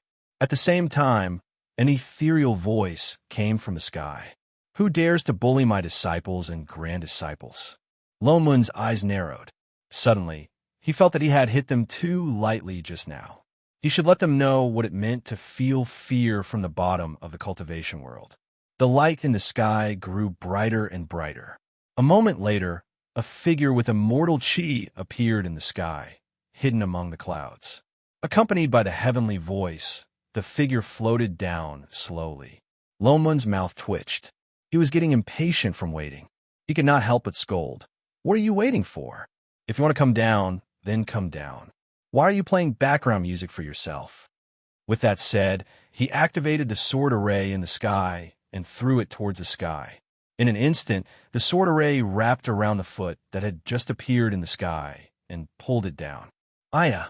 The so-called immortal supremacy in the sky suddenly fell like a kite with a broken string, crashing onto the ground. "And you guys," Lone Moon continued to look up at the sky. "If you want to come down, then come down together." With that, the sword array in the sky surged into the entrance of the sky. The next moment, the sky seemed to be filled with dumplings. Dong, dong, dong. One after another, a series of people fell from the sky, crashing into the group of old and weak people in Hao Ran Court. Some of them could not dodge in time and were hit squarely. "Chan Ji Jingda, everyone, what was going on? What has happened? How dare you?" Among the immortals who were pulled down for no reason, the one with the highest cultivation level immediately regained his composure. Immortal chi exploded from his body. "Who dares to plot against me? Yo, an acquaintance. I didn't expect." Lone Moon flew down and looked at the immortal who had just spoken. "Country Emperor Yutsong, long time no see." The person who had come was the Emperor of East Sui, Yutsong, who had gone to Invincible Sect to report that something was wrong in the lower realm. Lone Moon did not expect that he would interfere in Fatty's matter. He suddenly remembered the sudden rise of East Sui in the Bo Sea. Now it seemed that the chaos in the rules of this small world was caused by them. More than half of the cultivators from East Sui who had ascended from this small world were probably related to Fatty's many past lives. "Young Emperor, Lone Moon." Yutsong paused. His face paled as he recognized the person in front of him. Instinctively, he looked around and found I Ching standing nearby. Celestial Emperor I Ching. How is this possible? The realm gate just... Did you just open it? Lone Moon's expression darkened. Yutsong, do you think we don't know why the realm gate was closed? Yutsong lowered his head. A hint of panic flashed across his eyes. The people of this small world do not follow the right path. They use the blood and flesh of others as sacrifices to increase their cultivation level. They are delusional enough to hide from the heavens and cause the realm gate to close. Lone Moon scanned the people from Hao Ran Court, then looked at Yutsong and the others. If I'm not wrong, there are many immortal cultivators from East Sui who used this method to ascend. Yutsong's expression changed, but he forced a smile. "Young Emperor Lone Moon, what are you talking about? We came to the lower realm today because the realm gate suddenly opened. We wanted to find out what was going on. What blood and flesh sacrificed to hide from the heavens? I don't know. Does Country Emperor, you really think that we don't know anything? Did these people ask their own immortal supremacies to open the heavenly gate just now? I do have subordinates who are Buddhist cultivators from this sect, but that has nothing to do with me. I have no idea what they're doing in the lower realm. Yutsong still refused to admit it. He looked at I Ching in the distance with some fear. Young Emperor Lone Moon, please don't accuse innocent people in front of the Celestial Emperor. Is that so? Lone Moon could not be bothered to talk nonsense with him. He waved his hand, and an unfamiliar yet irresistible suppressive force swept towards them. Yutsong instinctively put up a defensive stance.